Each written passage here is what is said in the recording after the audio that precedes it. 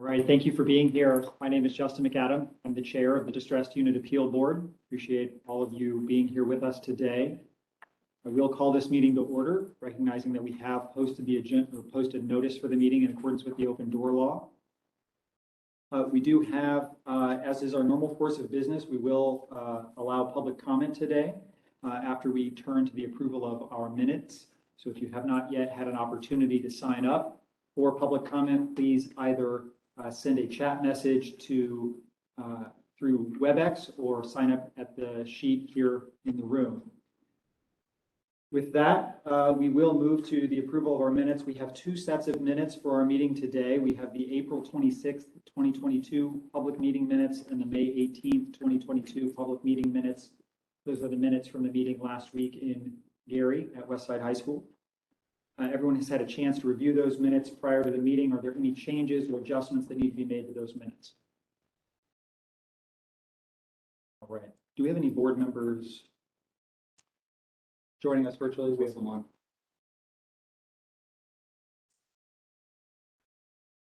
I don't see him yet. You won't. Okay. So we have everyone in the room. With that, I'd entertain a motion. Mr. Chairman, I'd make a motion that we approve the minutes of April 26, 2022, May 18, 2022. We have a motion. Is there a second? Second. Motion and a second. All those in favor say aye. Aye. Aye. All those opposed? All right, the motion carries. Our next item of business is public comment. We have a number of individuals who have signed up. Several are here with us in person, and then we have one person, to my knowledge, who has signed up to provide comments remotely. Up first, we have Ms. Nikki Bird. You'll please come to the podium.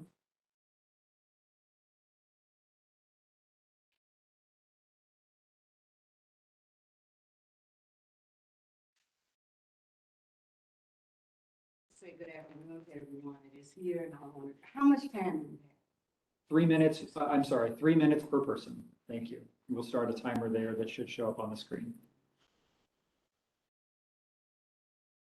You go ahead. I won't count this against your time. We came down today because we're very concerned about what's going on in Gary. Last week when you came, we did not really get to, say what we wanted to say. We had 2 breaks and all kind of stuff started happening, and we really didn't get to do what we needed to do. What I just really need to say is that we need to have local control back. We need someone in Gary who is concerned about Gary children. Our children are not learning. They are not getting the education that they need. We're wasting time. Wednesday morning, school starts at 9 o'clock. We have an additional hour every day at the end of the day, and they spend that getting ready to go home. They're not learning anything. We need to have our schools back. The local control, we need somebody there who really cares about our children. I don't want to be negative. I don't want to be bringing up a whole lot of bad stuff. But I've said it to you before, and I'm saying it again. I'm a person who was born and raised in Gary, been there 75 years. All my life I've been there. I'm concerned about our children. They are not being properly educated. They are not getting what they need to be able to function in today's world. That's what I needed to say to you today, sir.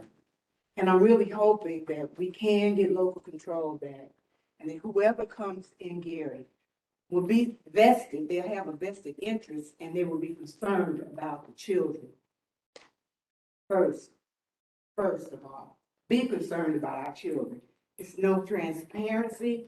We can't get into the schools. We're not allowed to come and see about our children. My grandson had a program yesterday at his school. I couldn't even go into school to see the program. We're not doing virtual. And I know about COVID, but it's not just about COVID. It's just that certain people are not being allowed to go into the schools, whether you know that or not. And I have a situation that I really want to talk about. And I know I don't have enough time to do it, but it's so bad I don't even want to do it publicly. Really don't. We got pedophiles running around in our schools that are on staff. And I know you don't know that, but I can prove it to you. I can show you the proof, and I will if you allow me to later. That's all I'm gonna say. We need to have our own people in the schools. Get some of these people out who don't really care about our children. Thank you, Ms. Berg. Thank Be you. happy to talk afterwards as well. Thank you. Up next, we have Ms. Lavetta Tyndall.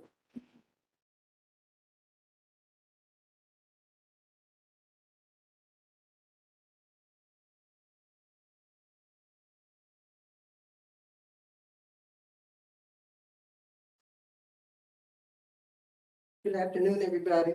MGT means School to Prison Pipeline through discipline policies and substandard education, through random e-learning days, random regard for our students, random scheduling notices of DUAB meetings.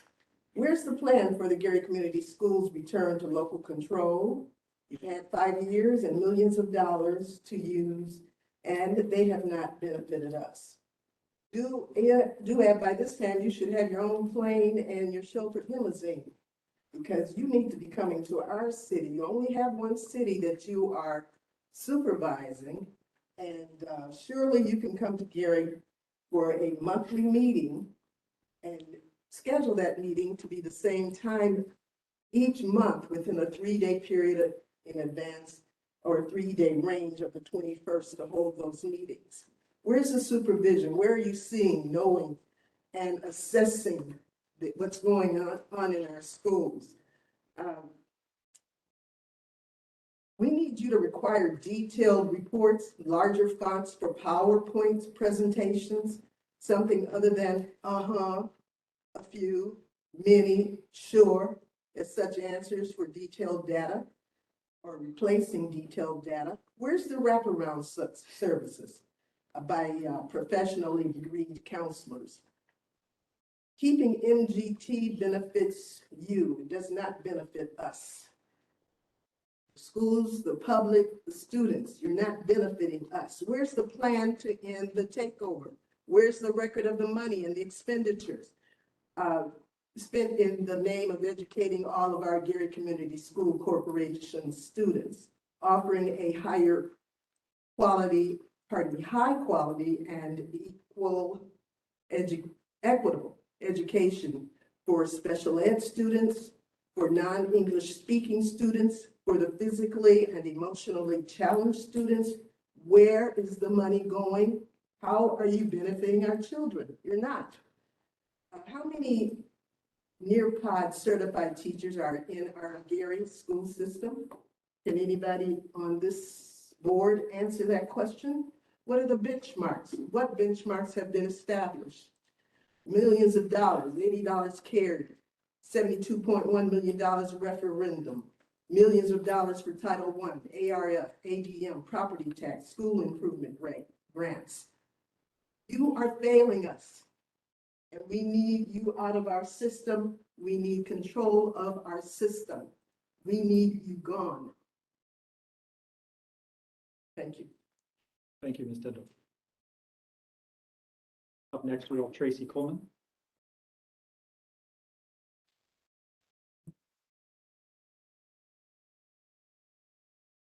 Good afternoon. I'm Tracy Coleman and I'm a parent, and I brought this to you all to look at West Side. When parents with the PTSA fought to say we want a field house, the reality is our children are in a beautiful setting. They have a nature preserve and walking distance where they can see woodpeckers doing as well. But the reality is parents, when we try to engage in these conversations of what our children deserve, it becomes noise. And so to get our children what they need and deserve is difficult because we don't have local control.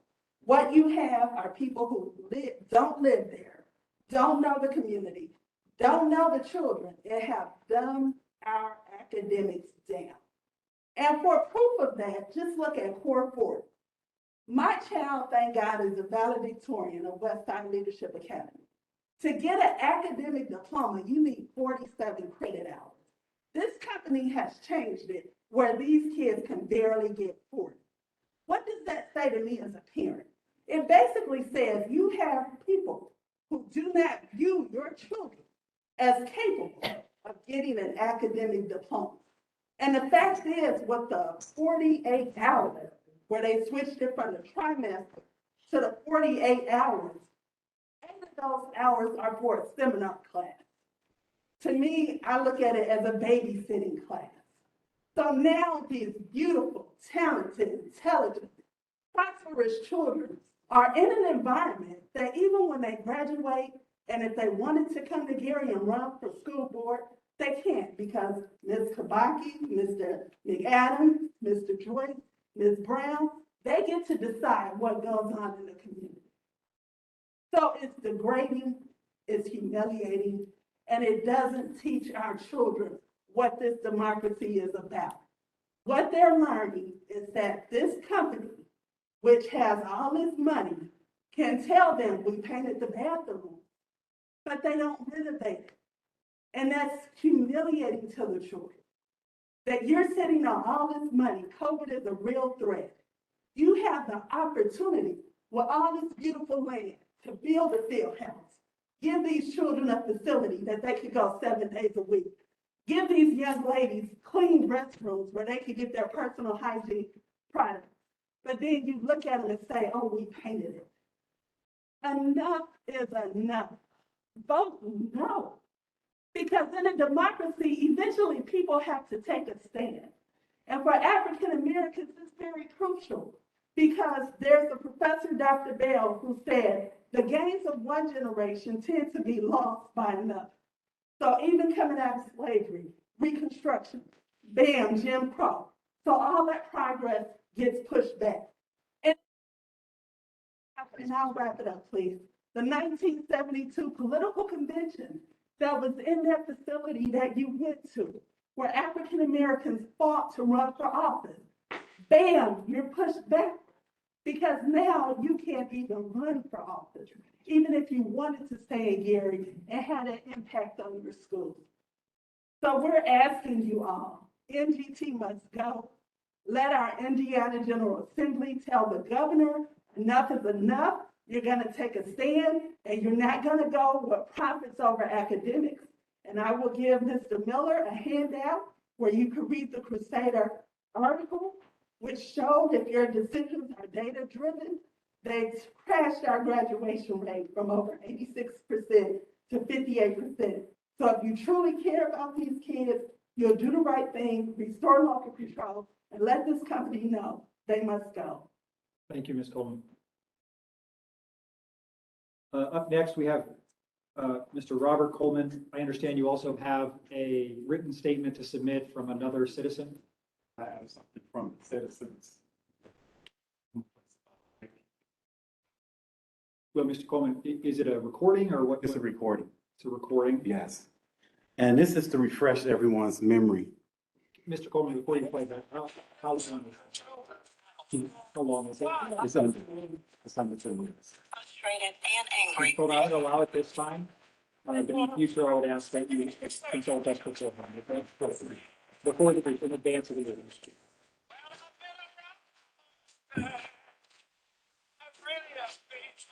One day, because it will be. But I kneel for God and the respect for our children. MPT gotta go. Eric Terry, Paige McNulty, gotta go. Not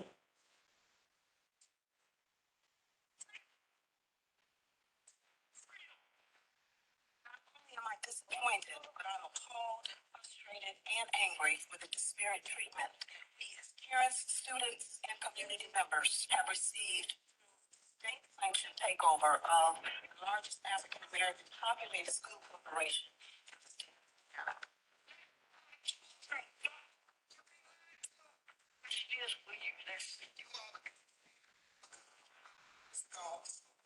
Graduation rate was 92%. Today it's at 49%.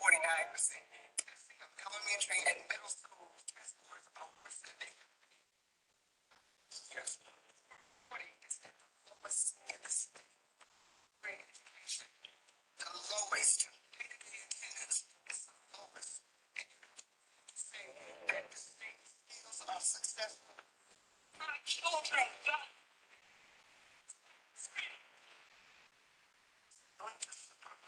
Gary Community Corporation. Now, the group is asking state officials to adapt their proposed freedom agenda.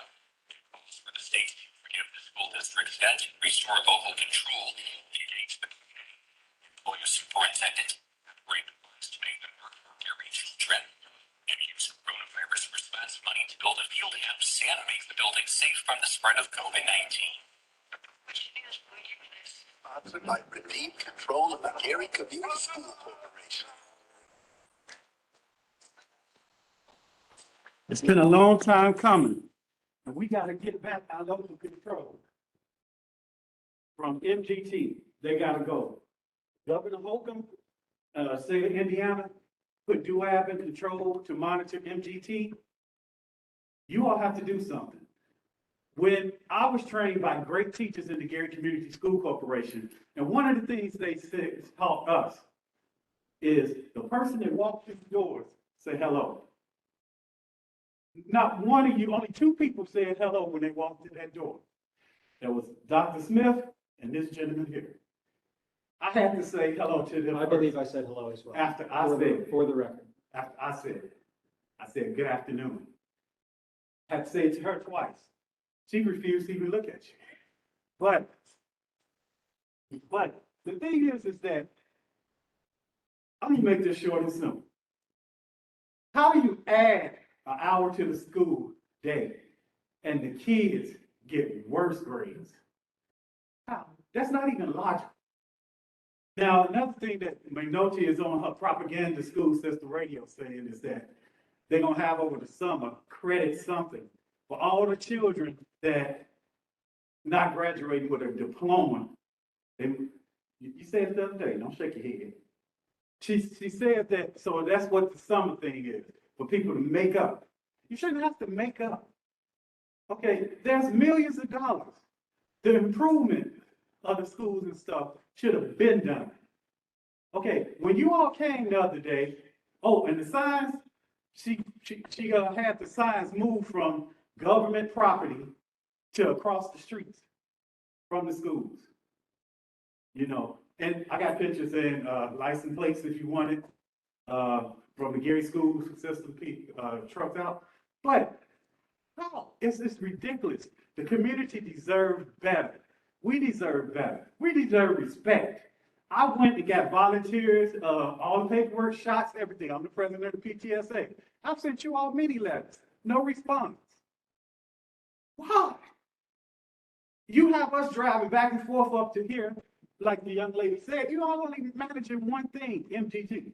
They got kicked out of Colorado, District 14, other places. You know, she also stated now all of a sudden, next year, the school's supposed to get iPad, but she said out of her own voice, my kids got Apple iPad. Why was we stuck with them generic Chromebooks? And then you have Parrish over there saying, oh, we got them because of street value. That shows you they care less about the African-American community. And even on this right here, we have a Fortune 500 construction company, Powell & Son, in our area. Why don't they have any of these contracts? Why? We have other minority companies in the area, TAR, that does TAR. Why don't they have these contracts? It's all these backroom deals that's being made with friends and everything else. We deserve our school system back. But you know what? You all probably already made up your minds. Backroom deals. So Please I'm just, conclude, Mr. Coleman. pardon? Please conclude. Okay. Well, they always want to rush us, but I would say it's on your hand. You all is the ones. The school system failing, it don't only make MGT look bad, it make DUAB look bad. So look in the mirror. Look in the mirror. Thank you, Mr. Coleman. You're welcome. Up next, we have Dr. Michaela Spangenberg joining us virtually. Yes.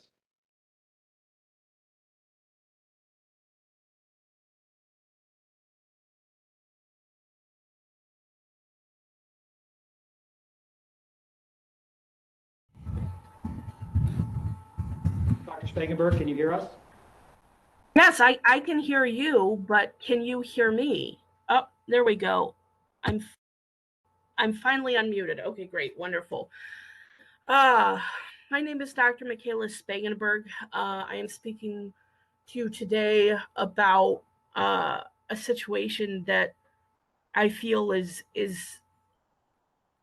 unprecedented in the amount of injustice and government overreach it represents. Imagine, if you would, if this was, a more traditional example of a municipality. What people think about when they think about a municipality is a city. Imagine if our city council or your city council in your community had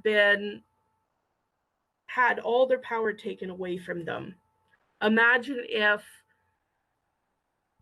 your mayor was pushed out of office and you didn't have a mayor, and then they brought in this other company to try to manage your whole city.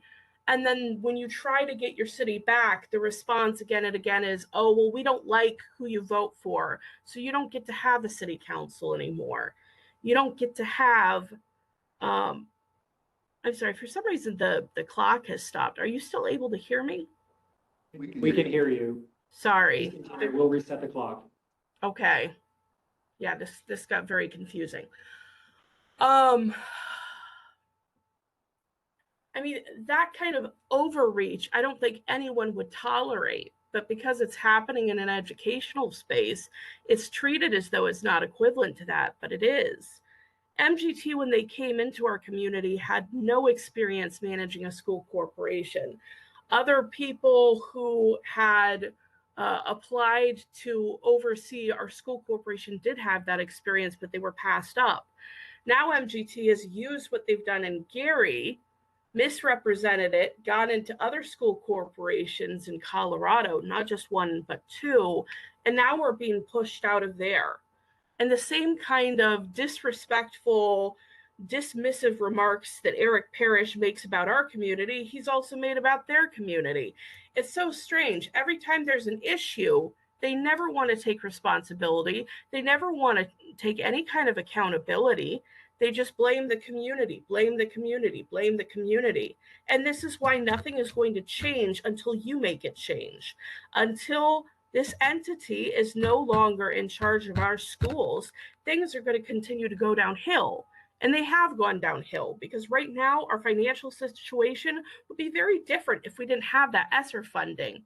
And I guarantee if you give these folks another contract, they're going to come back to you after that ESSER funding is gone and said, oh, we don't know what happened. We all of a sudden we can't do this. We need more time.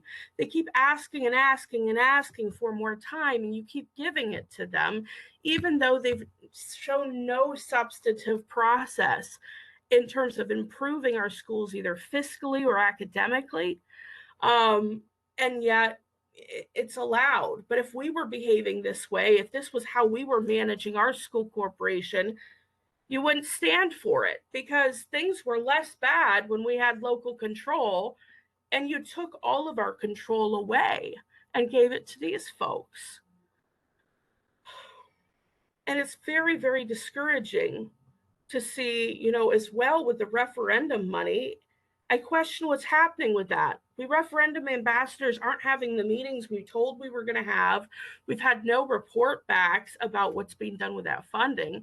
And now it sounds like it's being reallocated to capital improvements, even though that was not part of the referendum text. They will keep taking and taking and taking until you say no. And the community has already said no, and we invite you to join us in that. Thank you. Thank you, Dr. Spangenberg. I believe that concludes the list of individuals who signed up to speak today. Thank you all for providing your time. Thank you for being here to those who are with us in the room today. Our next item of business is an update from the Gary Schools manager, Dr. McNulty. Hello. Well, as you know, we just met a week or so ago, so I don't have a lot of new updates, but I will reiterate some of the great highlights that have happened here over the last several weeks. The first one, again, being that Bailey Middle School has become STEM certified, and we are extremely proud of those students. We were one out of 13 schools in the state who made this rigorous requirement and received their certification. We have 2 more schools who are completing this, and we expect that they will have that certification next year. As I also shared, our boys and girls both won the track conference this month at Westside High School. We're very proud of those athletes and those coaches. Our enrollment efforts are well underway. We have many parents who have already registered with Skyward. We are extremely pleased with our Skyward system. It's a much easier, user-friendly system. The parents are able to register on their phone or on their tablet at home. And we will still have our in-person registration efforts that we always have had at Westside. But so far, so good with the registration online. Our Fine Arts Department put on their last performance of the year, and it was free to the community. It was a great success again. Mr. Mark Spencer always does a wonderful job with our students. Those auditorium seats will be pulled next week and will be sent off for refurbishing and back in time for the fall. I did want to also talk about the professional development that's happening around the district. We just finished one last week, as you see up there, and that was dyslexia training that we did with a group of our principals and assistant principals there. We also are having a week-long professional development with our principals over the summer. And then we have about 8 sessions of different topics for our teachers throughout the summer that they can get copious amounts of training on in social emotional, differentiated instruction, data collection, project-based learning, and literacy, to name a few. Any questions? I'll let someone else, but I can't speak long with you. Go ahead. You may speak. Okay, thanks. I'm going to chair for just like that. Oh, you chairman, okay, I'm sorry. In your report, Dr. McDonald, on page 3, you indicate that the official list for graduation will be shared publicly on June 5th. When is graduation? June 5th. So that's when you're gonna share the question has been asked multiple times. Yeah. So How many of our seniors are graduating? And you're gonna share the day that they graduate. Well, I can share with you before that, but we have students who are taking exams all the way up until the last day of school. So we won't know the official graduation until they finish those exams. And then if I can finish. And then secondly, we have 2 cohorts happening over the summer for those students, because students have all the way up until the end of the summer to finish their graduation requirements. And then you get your official graduation number in September. Dr. McDonald, I don't want to be controversial and come across in the wrong way, but I think that this is an effort on your part not to be transparent. Too many times we've asked you at this particular time, how many students qualify for diplomas? Could you tell us that? I'm sure you know. Yeah, we have about 188 students who are ready to graduate. We're hoping that that will be more out of the 200. You have 188 that have either met 440 or they have. Yes, sir. You have 188. 188, yes. Okay. What role does Plato play with this process? Because I understood the day that you were having an e-learning day, that some teachers were pulled and told that they had to work with students on Plato. What role does Plato play in this graduation process? So Plato is a system that all high schools use and that we have adopted for students who are deficient in a credit, and that they can take a class over and use the Plato system, and it's monitored by a teacher. Okay, so how does that play with the test or the state demand for graduation in order to get a diploma? What role does that play? It doesn't. It just would take that class on Plato, and the teacher is monitoring that student. So you How saying does to it me credit? that the state is not requiring that you pass the proficiency test for graduation, that you can just take the course over? No, you still have to take whatever the proficiencies are for that course, but you can take it virtually through Plato. Okay, I imagine it's Plato, same thing that we use at the university level. I thought it might be a different program associated with it. What percentage, when you say there's 188, and I'm usually not a doubter, but I doubt that, and how many students do we have that are of senior status? That are of senior status? Yeah. Who are eligible, you're saying? Who are seniors? Who are seniors? I'm going to say maybe 210-ish, right in there. And so you're saying that only 22 students haven't mastered the standards? 22 students that we are targeting for summer school at this point. And so you're saying the percentage is in the 90 of graduation, percentage of graduation? Again, it depends on how many students are passing these classes all the way up to the end. But it's 90, is at 90% now, at least. We have 188 students who are eligible to graduate. So that's somewhere close to 90%. I'm not saying we're gonna have a 90%, no. Okay, so if you're saying 188 is graduating, they You asked come me how back. many were into- eligible to graduate. Are they getting certificates, any of those 188? Can I ask a question here? Is this like, when I graduated, they gave us an empty diploma because, I mean, You might have some students. we that were take still summer taking school. tests, Right. so, so you'd anticipate right now 188 people gonna get handed a That's correct. Yes. empty, basically. Yes, Mr. Joyce, I had great respect for you. No, but I think that's- I think you're distorting that process. No, but I think it's what she's trying to say. No, I don't think that's what she's trying to say. I'm just And saying. he understands fully what I'm asking. Have they met the criteria for graduation, 188 at this time? I think the answer is no, basically. I think the answer is no. I know it's no. And see, that's what's wrong with this whole process and the attitude that MGT has towards this community. I think we're all dummies. We're not. And people are aware of the stats. We know that our students are not achieving. And you're going to tell us that 180 of them have met the qualifications for graduation. And this community doesn't believe that. And that's one reason why you haven't shared it before, is because it's not believable. Again, I disagree with that, and as all high schools, you have to wait till the very end to see how many students are passing those last end of the year assessments. I understand that, and I understand that there are people who can get their diploma if they have made the honest effort of going for rehabilitation for tutoring or assistance in order to be able to graduate. They made the effort, they can get that. They fall into a different category than the ones who have met the state standards for graduation initially. And you're not giving us a breakdown on those two at all. I know that for a fact that you're not doing that.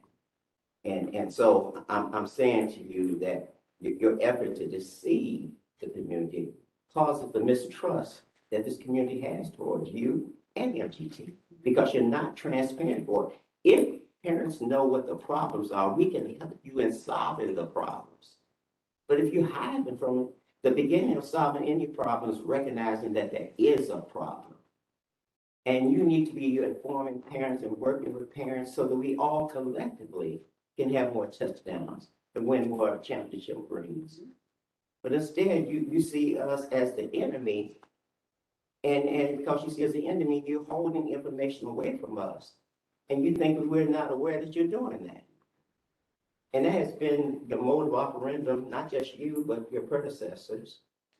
That's been the modus operandi you've had in the past. Every time we've asked for questions, that's why I've come down here and said to this board on several occasions that you need to allow first people to ask questions.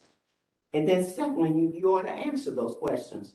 And yes, there's times that you don't have the information, but it becomes your responsibility to get back to those people later to give them the information. And I know that it's not happening because when I ask for information and I have a little bit more influence than the average citizen, I don't get it. I could move on from graduation to another issue. So, Dr. Smith, I want to make sure everyone has an opportunity to ask questions. Does anyone else have any questions? Excuse me, Mr. Chairman, you were out of the room. I gave everybody the opportunity. I said I would have to witness. And he gave the floor to me because nobody had it. Well, I have a question. Okay, I'll yield to you, but I have more questions. Happy to come back to them. In light of what happened in Texas Yes. the other day, could you speak to the school safety protocols that Gary Community Schools has in place, and what, if any, additional protocols you're considering, or how you're approaching that situation in light of those events? Yeah, well, obviously it was a horrific situation. And so we, as an administrative team, obviously immediately circled up and talked about grief counseling that we put in place for our staff and our students as necessary. We feel like we've got systems in place. Our SRO people and our security have all gone through the safe training, safe school training, and we'll continue to reinforce those trainings and make sure our teachers are trained when they come back to the school year so that they understand all the protocols that are in place to keep our students safe. We've installed the alarm system in every single classroom, so the teachers have those so that they can alert straight to the police station and to our SRO officers as needed this year as well. Are there additional resources that Gary Community Schools needs to address adequately the security concerns that exist? No. Dr. Smith? Thank you. On page 2 of your report, one of the bullets says, our enrollment efforts are well underway. We have many parents who have already registered, and that's good. My question is, what is your enrollment effort? You told me just people are signing up. You told me about Skyward system. What else are you doing? What is your plan to recruit? This seems like a more passive plan from what you have listed here, what you shared with us just this few minutes ago. What is your real plan for recruitment? Yes. Because that's going to be the way we sustain ourselves for the future. Sure. So we have flyers that have been mailed out. We have our face liaisons that are out at the country market on the weekends with a stand enrolling students. We've gone to 3 or 4 fairs around the community, and they've signed up many parents that way. We have booths up at almost every event.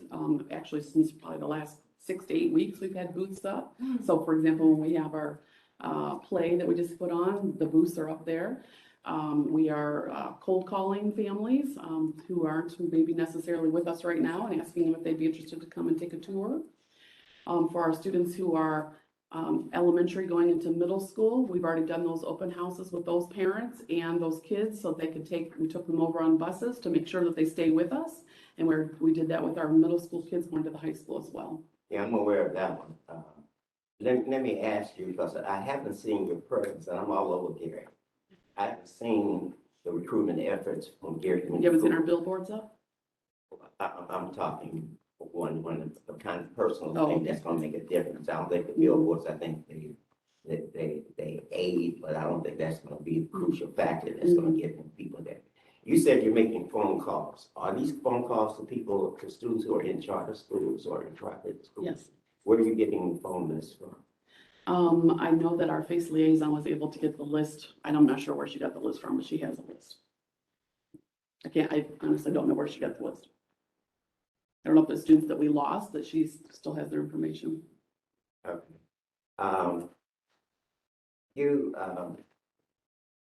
on page 7, you're indicating playground at Beverly School, and I know that we've had improvements in our playground, and I commend you for the effort that you have there, because I think when kids have constructive play opportunities, there's less controversy and fights that occur. And I served 20 years as a principal, and I worked to get playground equipment because they had a slide board and 4 swings on the playground when I got there. And so they had nothing else to do but have conflicts. What percentage of Gary businesses, and is there, I know there's one playground equipment in Gary. Does that company have the contract for this playground equipment? I don't know, that comes under the school improvement part of this agenda, which I know that Ms. Wolverton's gonna report out on. Okay, but it's in your management. Well, the whole thing is called I management. know, and that's a question I'd like to ask the chairman. Why are we getting separate documents and you include them in your report? So we print, I have to see something tangible. I can't spend hours and hours reading on a computer. It doesn't work with my style of mastery. And I print them out, and then I find everything that's come in a separate document also in your report. I mean, why are we doing that? It's a waste. It's a waste. We need one, all we need is once. I think you can address that, so. We will work on a more concise, exactly what you need to each month. Okay, my next questions are not necessarily in your report, but they're issues that have come up in the community.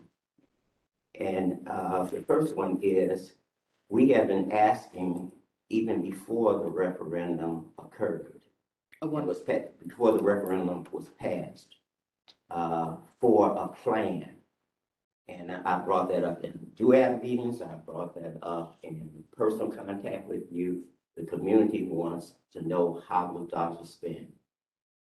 I really feel that you used me because I worked vehemently and diligently to get that referendum passed. Took a lot of criticism from the community and championed the cause. And I assured them that you were going to be transparent. I assured them that there would be community people who could tell them how their money's being spent.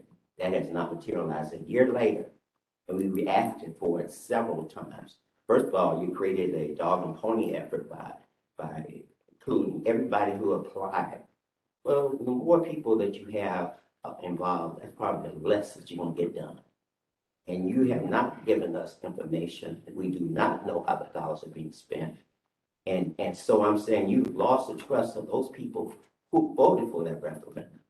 And it's through those kinds of activities or inactivity that you produce with the toxic attitude that has been created in our community that causes us not to respect you, causes us not to like you, causes us not to trust you, causes us not to respect you. And I'm telling you, if you want people to trust you and respect them, then you've got to be transparent and you've got to be trustworthy. Your word has to mean something. And the feeling in this community is that we cannot trust you. And from the experience I had, the referendum, that's where I feel now. So my question is, after my editorial, my question is, when will we get a plan of how those dollars that people are very upset about, there was a third of the community who didn't support it. And then those people who did support it are not irritated. We want to know how those dollars are going to be spent periodically. And the suggestion was given when we were on the radio stations, often the quarterly, we would give some feedback. And that hasn't occurred. Stefan. Representative Smith, I definitely take that very personal because I feel like I've done nothing but been very transparent. I mean, Dr. McNulty is not responsible as much for reporting the district's financial status, but I think I've been pretty good at updating everyone on what our referendum dollars have been for in numerous different platforms. Updating who? The community as well as this board. How are you updating the community? Had several referendum. Okay, but they're asking for a plan, not after a thing. Representative Smith, all due respect to me, let me finish. So we have met with the referendum ambassadors numerous times. We've sent out mailers. 3 times. I've also given many different video public presentations that have been posted on our Facebook. But that's not what we asked for. I've also met with this board and continuously given updated information and financials. We've received 2 payments of the referendum dollars that were in June and December of last year. We took out a tax anticipation warrant, which was approved by this board for the $2 million in teacher salary increases that was paid back. That was more than the first distribution that we received. Our second distribution went to pay for the $2 million for the next 6 months that we've had to pay in teacher raises. And are still in that fund. At the ending balance of December of 2021, we have $3.5 million of referendum money. That has always been very clear and transparent. The money that has been spent so far has been on teacher raises and paying back a loan. It's been year 1 of a referendum, and we have many hopes and desires, along with the committee that's received input of different things within safety, extracurriculum, all of the ballot question areas of how we're going to spend that money going forward. But we can't report on something that hasn't happened yet. Okay, we're not asking for reports of what has happened. We're asking for plans of how you plan to spend the money. That's what we're asking for. I think we have a problem with communication. When a person encodes a message, another person decodes it. You got noise in between. I don't think we're hearing each other. I don't think you're hearing me. I think I hear what you're saying, but I hear you giving me an after report. I'm not here to criticize anybody. I'm here to tell you what this community wants. Now you can listen to it or not, or you can shut your ear and you can turn a deaf ear to what the community is asking for. But they're asking that there be key people that they know to, that they can go to, who knows the plan for the spending of the money. That's the impression that we gave them when we were campaigning for this referendum. And I know it for a fact because I was on almost every radio show that you had. No, sir. We never told anybody. I can tell you personally, I never told anybody that they were gonna have voting rights on how the, Nobody's told, I said, you're not hearing me, I said about voting rights. about how they were going to, okay, how they're And going to they- be able to have information on or give input on how, or make decisions, I guess I should say. Nobody has ever asked to make a decision. So if we could The lower, question, if we the could question, lower. the question is. So to the answer your question though, we, More knowledge of how the. when you money talk about the is spent. community, we did mail out 32,000 mailers to the entire community here within the last 2 months, so that the entire community would have a detailed update on what was being spent with the referendum and what was moving forward. And if I could finish, and I got dozens of emails and calls thanking us for the information from people in the community. Representative Smith, if I understand what you're asking for, you would, and I think I've heard this from others in the legislative delegation and certainly from members of the community.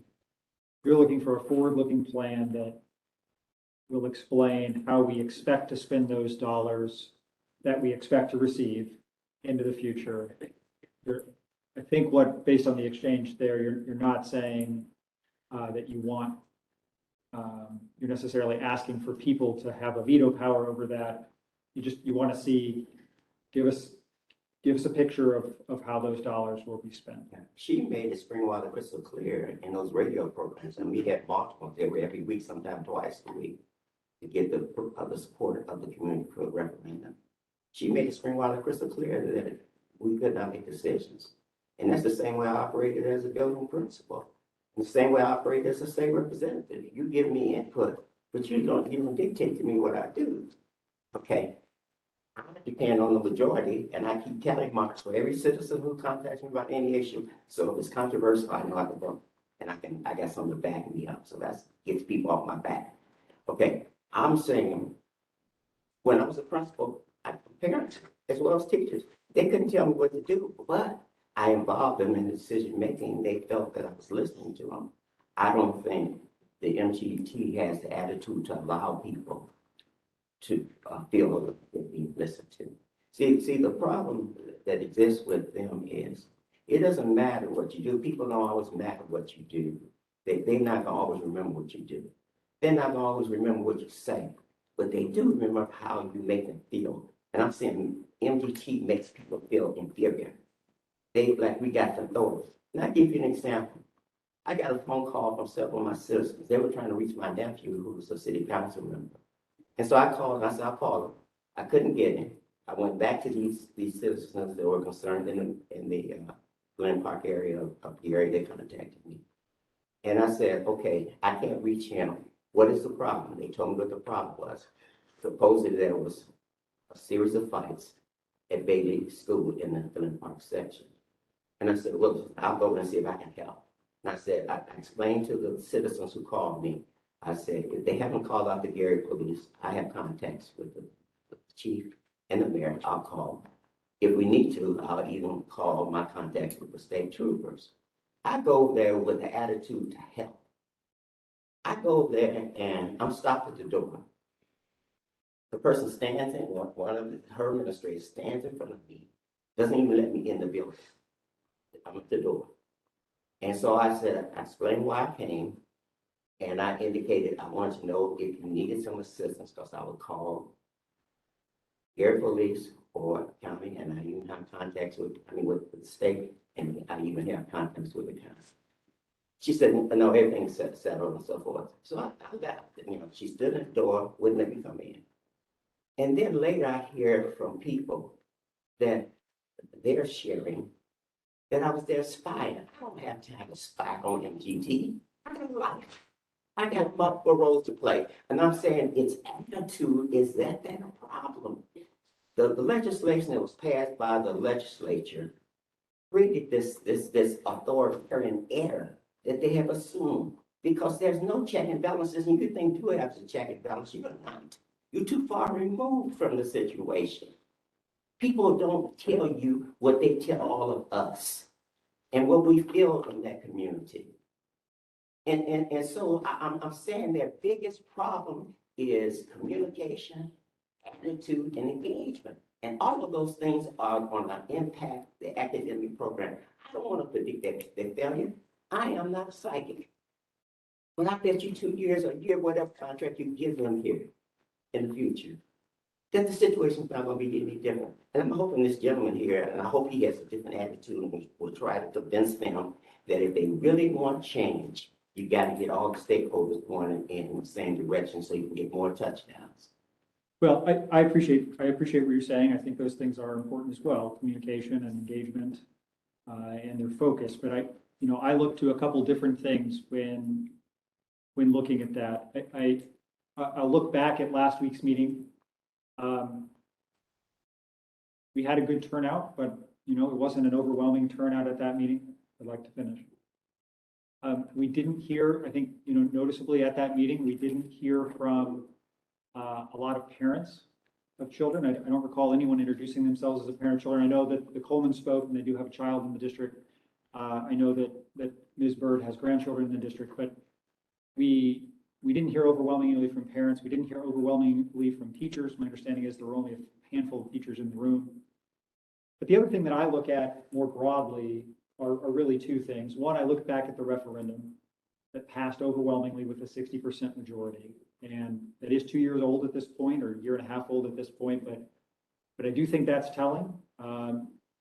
And a pretty robust endorsement of the work that they have done, at least up to that point. And the other piece I look at is the enrollment itself, which has flatlined, which is a tremendous improvement from the declines that were being experienced before that. I'm sure there are a number of reasons for that, but it's clear that families are voting with their feet, and they are choosing Gary Community Schools, either choosing to keep their children in Gary Community Schools. I know there's a lot of influx and outflux of students in Gary Community Schools, so it's an ever-changing population. But for whatever reason, they're choosing Gary schools over the other options, and certainly Gary has a number of options in the district compared to other school districts around the state. I think probably only Indianapolis rivals Gary in the amount of options that parents have, certainly in the charter school arena, but also in terms of the other public schools that are nearby. And I look at those things, and to me, what that tells me is that the people who are being served directly by the school and by the institution that we have hired MGT to oversee and to manage are generally pretty satisfied with that. Now, that's not to say I think that there isn't more to be done or more that can be done. As we look ahead to what I think are what I hope are the last 2 years, I can't say that with certainty because it requires legislative intervention that will have to come in the 2023 session, most likely. But what I see are three things that remain to be finished. One, academics. We're not there on academics. And I don't think anyone here at this table would tell us that. I think Andre's presence on this team and is a representation of MGT's belief that there's more to be done in that space, that there are opportunities to be had and to take those on in the academic arena. The other is finishing what we started on the financial and operational side of the equation. There's tremendous improvement that's been made on the finances and the organization, but we're not there yet. We're not done. Nicole still has work to do. We still need a savings account, and that's Nicole's job number one, as well as continuing to keep expenses in line and move the district forward that way. And then the third thing is looking towards transition, right? I think this team, you've heard them talk about it. I know we have talked about it a number of times. How do we transition? And that's not just how do we move from this team to the next team. I think about it in a different way, which is thinking about making sure that we have identified and built established leaders in the district who, when this team steps away and maybe others choose to step away with that, who aren't part of the MGT team, that there are other people ready and waiting to step up and assume the mantle of whatever role that is, whether it's finances, whether it's academics, whether it's the leadership position that Dr. McNulty holds in the district, and across the board, that we have people ready to carry that forward so that we don't lose that momentum in the transition, because I think that's the worst possible outcome that could happen, is that we we take a hard right turn and lose the momentum that's been gained. So all that's to say, I look at the situation and I don't deny that there are speed bumps and potholes along the way. It's not perfect. I don't think they would tell you that, or that they do tell us that. I don't expect them to spend all their time focusing on every one of those every time. Those aren't usually the primary focus of what we're here to discuss. But I see, and in the grand scheme of, and the overarching thrust of this engagement, I see a tremendous push forward and a tremendous amount of progress that's been made across the spectrum. And that gives me confidence that they're capable of continuing to push that forward.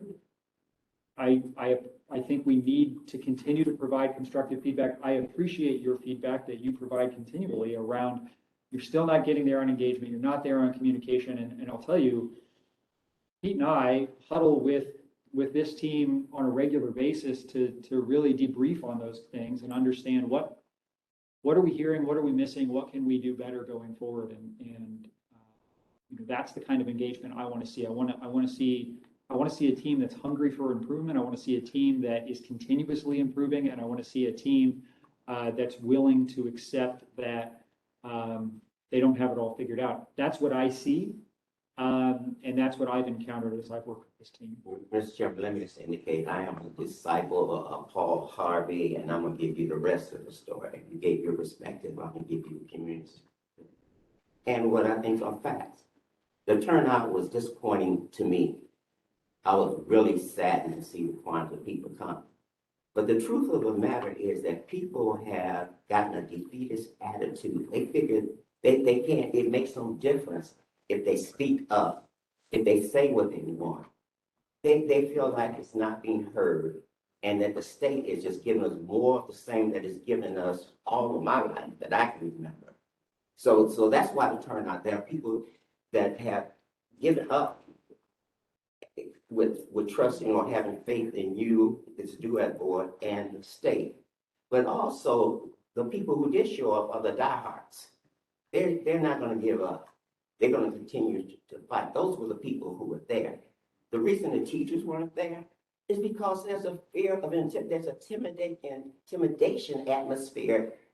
Do you realize that every teacher who comes to me with something, or comes to Eddie Milton, or comes to Reagan, they say, don't mention my name, because they serve at the pleasure of. And they know that they're vindictive, and they come back after you. So the teachers are not going to come. If you set that kind of climate up, everybody is not as bold as a John the Baptist who's going to be preaching regardless of what Herod and all his entourage is saying. And then you need to understand the reason we supported the referendum, the only reason why I support it, because I would never want to put any money in the hands of MGT.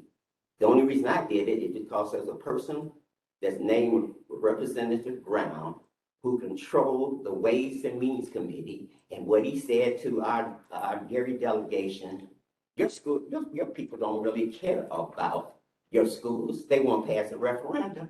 And he said that to them multiple times. That's why we supported the referendum, because we thought it was a way to get our schools back. Not because we trusted them, because we thought it was an action where we get our students back. So don't misinterpret what's going on in Gary, because you don't understand it. You don't understand, and I swear to you, you don't understand.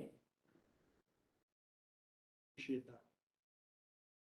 Are there other questions? I have other questions. Okay. I need to know from you, and you may not have the figures ready, but with all the expenditures, people are asking what percentage of the money that we're spending on all the various projects for school improvement, supplies, whatever, is being spent with Gary business. You have a policy. But the question is, are you even following the policy? So no, I don't have those figures, but Okay, would you get them to me? Would it be reduced in writing in our minutes so that we know that those are things that we should have on the next agenda? One, the graduation rate. Two, the percentage that's being spent, of money being spent with Gary businesses. And then I need to ask Dr. McNulty, did you issue an order for signs to be removed around the schools? Absolutely not. You did not. I did not. So why did they move them? I have no idea. I did So not. people just took the initiative around each of the schools to remove those. I answered the question. I did not. Okay, you asked the question. But let me just indicate, for the record, we place those signs on public property, not school city property. And we put them in the same place where we put the referendum signs. And I know because I put out hundreds of referendum signs by myself. I've put out hundreds of the ones saying MGT must go, because that's the way I feel now. I tried to work with you, but I don't trust you. I don't respect what you're doing with our children. I don't appreciate what you're doing with our children. And as was said to you before, bring your children into the Gary School Corporation if you think that the school system is doing such a great job. That's a testament to whether you trust what you're dishing out. I don't want to eat anybody's meal that the cook don't want to eat their own food. Dr. Smith, I want to take issue with that particular thing because I hear that a lot, and I know that it's a very personal thing for Dr. McNulty. And I mean it personally. I want to get her. I would like to I mean it finish. personally. Her family lives in Valparaiso, Indiana, right? Yes. That is their community. Her children are not pawns in some game around her professional work. And it doesn't surprise me that her children would go to school in the community which her and her family have chosen to reside. It's where she resides. She resided there before she got here. She resides there currently. To be honest, I don't know where you've resided all along, but I assume that you've resided there continuously. I don't think that that's fair game, and I don't think we should give heed to those comments. I understand the point. I do. But there's a big distinction between her children and her as a professional. But you said not her community. Excuse me, I'm talking. You said not her community. Gary Community School is not her community. It's not the community that she lives in. She shouldn't be over control of it either. Forgive me. We have hired a team to lead this district. It is comprised of individuals from many different communities. And that is the nature of the engagement. As we have said multiple times, you know, our intention and our goal is that the leadership of this school corporation, you know, it remains in the hands of the General Assembly in terms of where the direction of the governance will go and where that will be drawn from and how that decision will be made. And that decision is yet to be made. And so we'll come to that eventually. But I feel that it's necessary at this point to draw that line. We heard that accusation the other night. We hear it here tonight. I know that it is one that troubles Dr. McNulty, and I don't blame her for that. Let me just. I do want to let Rebecca speak. Okay, Well, I want to address what you said. I'm sitting here listening. We were at that meeting and you said, I didn't even say hello to you. We drove 2.5 hours to Gary. We listened to everybody's comments. You walked off the stage. We were listening to everybody's comments. We drove home 1:30 and we talked about, what did you think about the meeting? Our conversation was, it's just like any school that has problems or situations. You know, it's an opportunity for them for the audience, the people that live in that community, to talk about what they don't like. You could go to Hamilton School, the school board would say the same thing. We're not minimizing or don't think that what you're saying isn't important, because it was. But Representative Smith, are you going to tell me that nothing good has happened in Gary schools? That nothing good has happened in Gary schools? The schools are improved. You see a track of new tracks. You see cheerleaders. You see teams coming back, plays, parents coming back to the school. That I have not heard you say one positive thing that they've done. We've seen positive things. You choose not to see the good things that have happened. All I've heard is every negative thing that you could possibly think of. Not once have you said, I acknowledge You are these good incorrect. things. as you- No, no, let me finish. That you don't acknowledge all of the good things that have happened. Enrollment has increased. The school is looking better. And it's not perfect. I mean, there was a lot of things to do, but there have been many good things that have happened, and you refuse to acknowledge any of those things. I would like you to acknowledge right here the good things that have happened. Okay, I will do that for you, and I have done it. I made a compliment at the beginning of my presentation. Hear what you say? So let me just, I'll do it. Acknowledge what's the good things that have happened. I've said in your presence that they've done a good job with the fiscal situation dealing with the school corpus. I have said that, and I'm sure you can find it documented somewhere. I have said that I appreciate the things they've done externally to our buildings. But I've also said I'm concerned about what's going on inside that building academically. And I'm saying also that it's one thing, and I think the point was made, it's one thing to put up paint, it's another thing to remodel. You can go paint on the old house, but you haven't remodeled it. You can call that a form of remodeling, but it's not. And so what we're concerned about, and the thing about it, they ought to be working to minimize the criticisms rather than increasing the criticisms. They're not diminishing them. They're increasing the complaints that they have against them by doing things against this community because they think they have the power over us, that we're some kind of slaves, some kind of puppets, that we're some kind of people to be manipulated. And forgive me for getting emotional, but I get incensed when there's somebody out of my community trying to tell me what's good for us. I'm sick of the fathers who knows the best mentality that the state has and that you have. Nobody will care for my people more than I care for my people. I think charity starts at home and it spreads abroad. And I don't care if you don't like what I'm saying, but I'm going to continue to say what I have to say. I represent my constituents, not you. And now I want to answer you, Mr. Chairman. Please.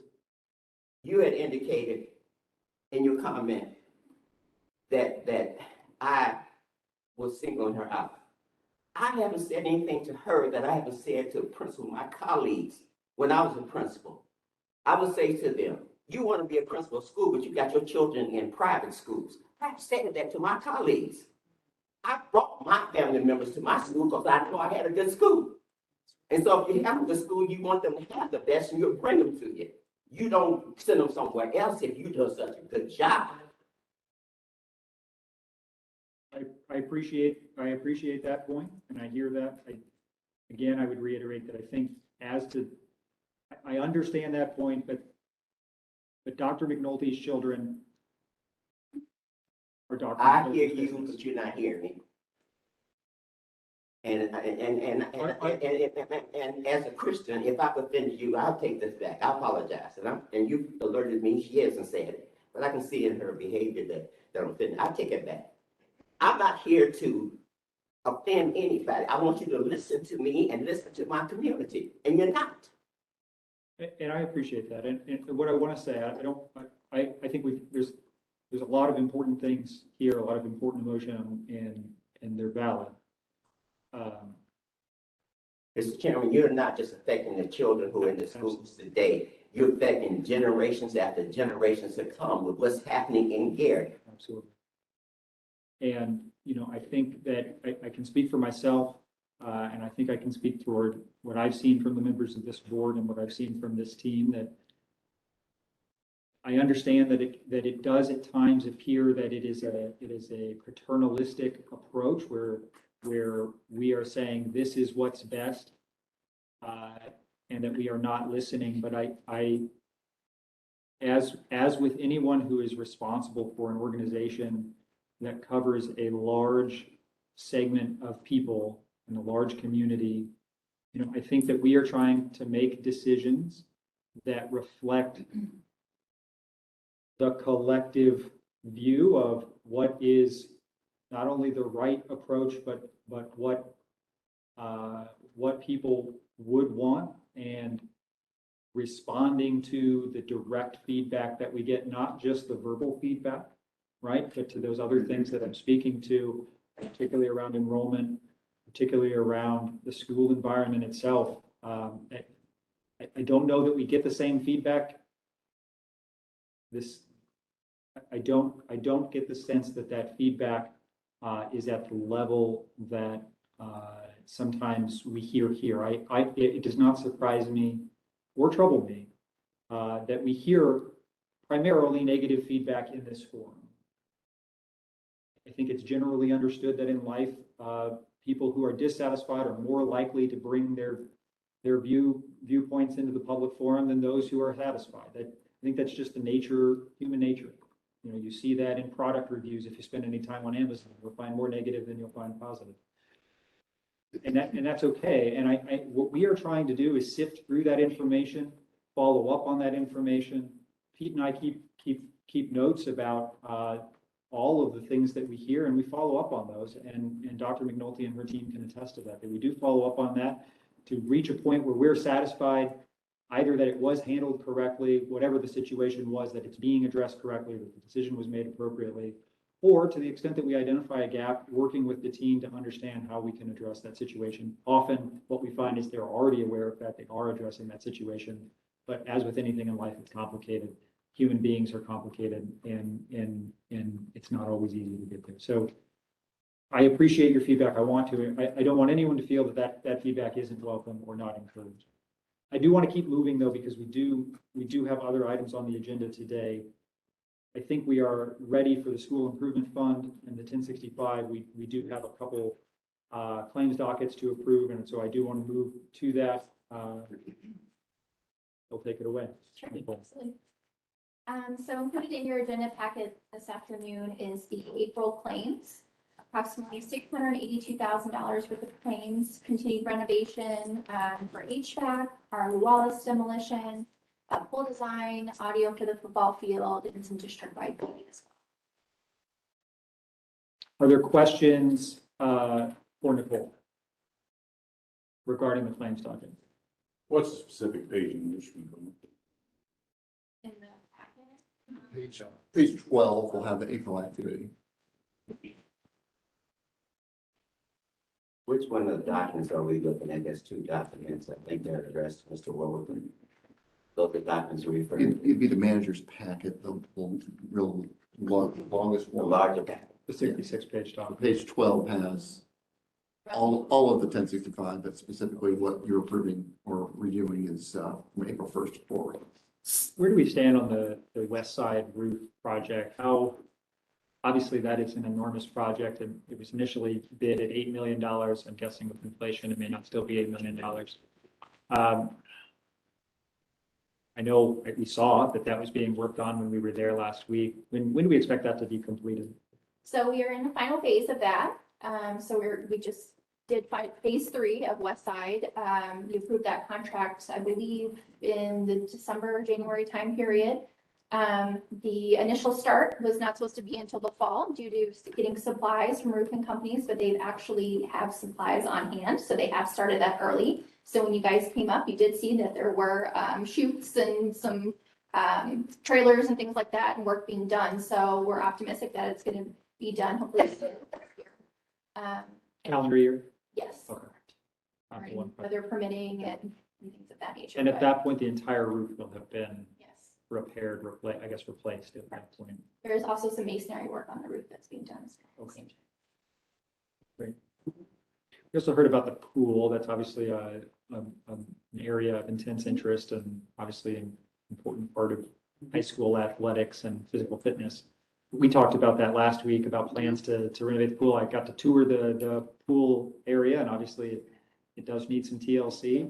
Can you talk about that plan and what's the timeline for that? Sure. So the first part of that process is we had to go out for design because they had to see what needed to be done for the pool. So we had a company come and they did the whole design work. We got that information from them, and now it's going to be going out for bid. There's only a few contractors around the country that actually can do that scope of the work that we need done. So, but that will be going out here shortly, and we'll start that process. And does that include an entire replacement of the swimming pool, or is it rehabbing I mean, there was a substantial pool there, it can be rehabbed? It can be Mr. Chairman, could I ask, this project, what's being done with the toilets, the restrooms? Is there any plans for that? Nicole, is that in the plan? To replace the toilets? Not replace, well, I guess replace toilets, to rehab, to remodel the bathrooms. There's not anything in the current 1065 plan to remodel the bathrooms. I believe all the bathrooms currently are in working order. Yeah, they were in working order, but they're historic as well.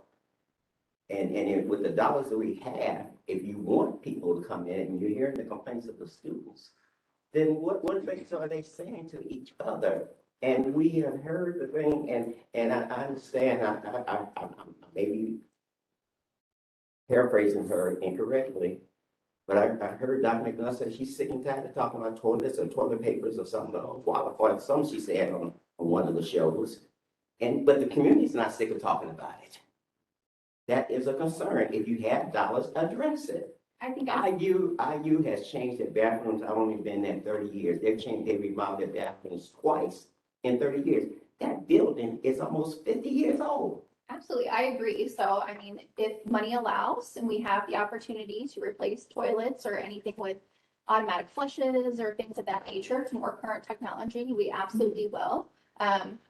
My caveat to that is that IU also wasn't in a deficit budget. So as money allows, we can make those renovations, but currently there's nothing in the 1065. I do want to, Eric, there was a process at the beginning when we went, back in 2020, when we initially adopted the plan for the $1065, the original 25 million that we expected to have. There was a process where you identified a number of projects, but you also went and sought a lot of community feedback and input about how to prioritize those projects. Could you speak about that? And were bathroom renovations part of that? Did the community offer that? Was that offered to the community? I don't exactly know how things made it on the list. So. Yeah. So there was at least 9 focus groups representing the schools. And so a cross section of the community. And it was a combination of, here are the things that have to get done, roofs, for example, but also a lot of open-ended, what maybe not on a list. You don't want to bias people by just giving a list to choose from. So it was a combination of what we knew exactly had to have happen, and then what are some feedback. I don't recall off the top of my head exactly how that list shook out, but from that we created a prioritization list, and you see in the school improvement fund there's eight phases that represent the 4.5 years of the time frame. And that's how those phases came to be. Now, we did have to adjust those slightly due to maybe economies of scale. Initially, something lower on the priority list, it would cost more to do it later as opposed to move it up on the list and vice versa. But that's exactly how that list was. Do you recall if restroom renovations were on that list? I don't. I don't. I remember looking at the list, but I don't. I want to say no, because they were not on the list, but I say that with an asterisk to say I don't recall 100%. So I think to some extent, Dr. Smith, what I'm attempting to get at is that the community didn't, I think the schools and the focus groups that were part of that didn't identify that as a priority at that time. That's not to say that it hasn't become a priority or preferences haven't changed. And that plan has been, we're in a second iteration. It gets updated, the next iteration would be this summer, because it started in the summer, so the third iteration. And it's fluid based on pricing and something changes in the priority structure. There's an opportunity to revisit that every year and reset. So an opportunity to revisit that with the community, with focus groups again. I don't know if that makes sense, if that's prudent. I mean, obviously you can't, there's certain projects you need to do, and we would not want you not to do a lot of this, several projects, but some of those aesthetic projects that are there, maybe that's something to consider. I don't want to say that this board says you should, but Yeah, I'd welcome your thoughts on how to approach that. The comment was made, the difference between IU and Gary Community School Corporation.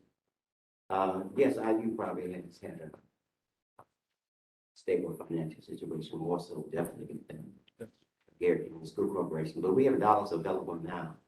And the community, it has an outcry about that.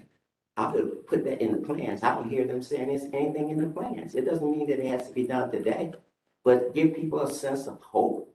And that's what we've lost in Gary, is a sense of hope. And when people feel helpless and hopeless, guess what? They act that way. Absolutely.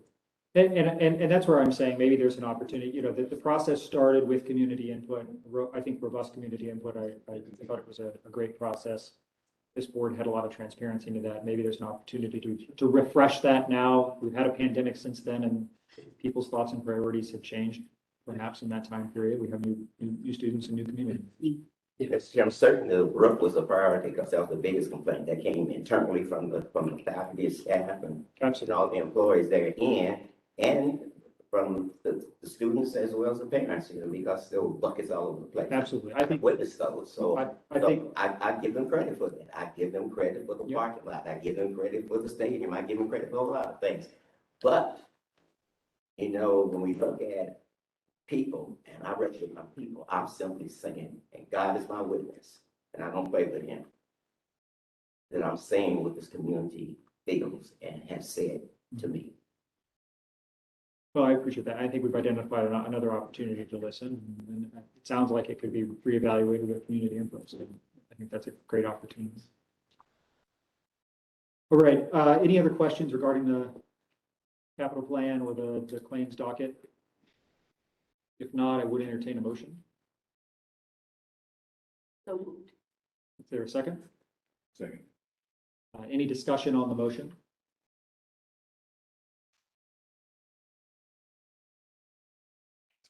All right, we do have one voting member joining us by phone, Wes Bennett. So we will call the roll.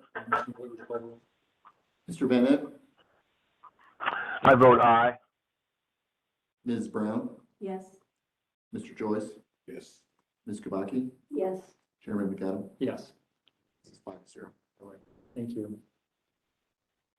Up next, we do have an update from Mr. Miller regarding a couple of contracts that he has reviewed in the interim that are within his $250,000 approval threshold. Mr. Miller? So there were 2 contracts in the last 30 days, which I authorized. First one was for repaving the parking lot at Bailey Elementary, and that was awarded to Reese Riley. That is funded through the 1065 School Improvement Fund. It was included on the SIF plan that was approved by this group a couple months ago. Total cost for that was $236,010, and that was bid out in an RFP. But there's only one vendor that met the minimum requirements that were requested in the RFP. Second was for phone equipment with Smart Voice brand. That was awarded to Education Networks of America. That was not bid out per se, but was acquired through the E&I Cooperative Services, who had kind of already done that due diligence for that vendor research. That is paid for through ESSER 2 funds, and the cost of that purchase was $51,240. Or questions for Mr. Miller or the team here regarding those contracts? Representative Smith? Yes, I have a question about the one. Reef Raleigh is in our community, so it's internal, but I just wonder what your policy is when you, with the situation dealing with Bay's construction. When people turn in an incomplete proposal, is there any effort to notify them on things that are deficient? Or is it just, you don't submit it as it should be? So we do have an opportunity to post bid as well as pre-bid meetings.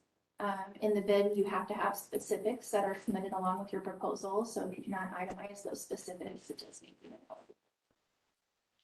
in that situation, there were many things that company was unable to do that was requested in the RFP. Okay, we've gone past this, but I asked a question earlier about the playground equipment.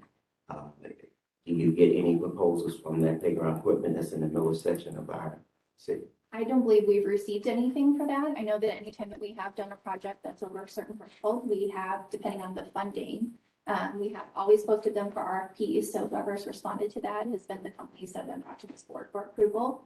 Federal funding does restrict us from having any sort of local preference. So I say that as a caveat of depending what type of funding. So if it's 1065, we absolutely do have local preference that's itemized in our evaluations. Is that applicable to dollars that come from state versus dollars that come from federal sources? That prohibition that you just shared with us?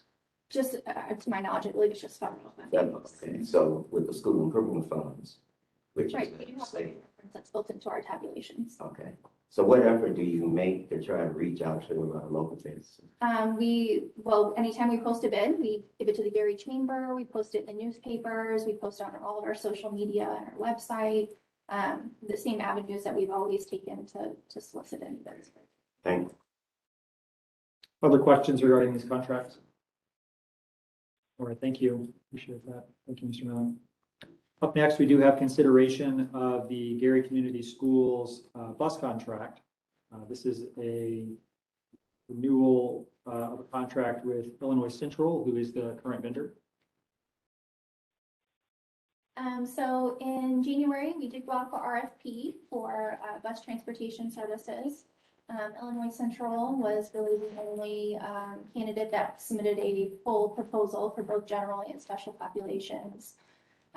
Approximately a 1.25% increase from those RFP prices is in the contract that's given today, which we do feel is fair given, gas rates have greatly increased in inflation and everything that's kind of going on with the economy right now.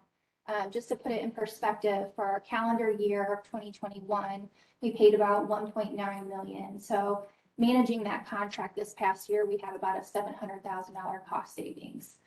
So even though there is that not to exceed amount of 2.788 347, which is in the current contract, I anticipate that it's going to be much lower than that just based on our given cost rates and the routes that we're running today. I will say that we've worked really hard with this vendor to kind of improve as much as we can to solve the solutions that we have faced challenging. We have a nationwide bus driver shortage that's affected all school corporations. But specifically with us, our vendor had some recommendations in terms of possibly modifying a 3-tier bell system, which would allow for more single routes instead of the double, triple routes that we're running at this time, which is something we're considering, as well as looking into a new routing software to make routing more efficient. That way we can consolidate our buses. We've also, this year we did some driver incentives for bonuses and things of that nature. So we're in constant communication with this company to see how we can always brainstorm. One question first, and then I'll continue. This contract, I understand it's a 3.25% increase over the rates of the prior year. Is that correct? Is that accurate? Yes, from our 2021 rates. And if I remember from the contract last year, the fuel rates are variable anyway. Those already, they're flexible within the contract and track sort of an index of some kind. Is that right? Okay. So those will adjust regardless. The question is, you made a comment that you're trying to get to single routes, and I can understand why you want to, but you save money with the dual routes, the double routes, right? Because I looked at, and I can't find a document. I got so many documents in front of me, I can't find that chart now. But the figure for one route, it was only maybe $75 more for the double route. So you save money with the double routes, right? It's inconvenience for families and children because you have to scatter the starting times and the pickup times. Parents are concerned about their kids being out on the street at all hours of the morning. So I just wanted to clarify that. Then I wanted to say, first of all, the bus company that you deal with, I think it's a good corporate citizen. They're concerned about the community and participate in community efforts. So I have no problem with them. But I have a question because I don't have the document in front of me. You have what they're charging you, and then if they do 95% pickup, you're giving them bonuses. If they're contracted to do that, why are you giving the bonuses to them? Yeah, absolutely. So one thing that we did differently, currently we are operating on a two-tier bell system. So we don't have as much separation time in between the start of school and when another school starts. So elementary, middle, and high, they aren't stacked in such a way that allows for the buses to turn around. So that's been an issue because of the shortage of drivers. So this year, hoping to go to a three-tier system will allow for at least a 50-minute interval between the start of the next school section between elementary, middle, and high to get to those schools at a better rate that allows for a better turnaround in those buses. But why, if you're contracting them, they're charging you for a one-tier, or two-tier, or three-tier transportation? Why are we, if they don't meet that, they will be penalized? Why are you giving them a bonus for meeting what they have contracted to do? So currently we probably have numerous routes a day that are not being ran. We are also paying an additional charge every single week for renting shuttles, as well as paying for drivers, radios that we're renting, things of that nature. So by incentivizing them to fulfill hopefully 100% of this contract, but at least 95%, which would be a reduction of maybe 2 buses if they met that quota operating on a 40-bus system. We're actually at a cost savings because the goal would be to eliminate those shuttles that we're having to pay additionally now to provide a service that they've been unable to fulfill. I just have a problem mentally grasping if you're being paid to do something. I think incentives should be used for when you go above that and not when you meet what you were paid to do. That's just a philosophical difference that I have with this whole process. Nicole, are those incentives paid to the company, Illinois Central, or are they paid Yes, to the driver? Are they also paid to the driver? They're paid to the company. Are there incentives or bonuses for the drivers as well? Well, how does that work? Is it my not understanding? that we're paying additionally. Okay. From us, we did pay driver incentive bonuses. If you kept one of our routes for over 90 days, you received a bonus that we pay directly to Illinois Central to pay for their employees, who maintained that in their attendance records and support that. In negotiations and talk with them, their plan for using these incentives is to do the same thing internally by incentivizing their drivers in different fashions, as well as additional driving instruction programs.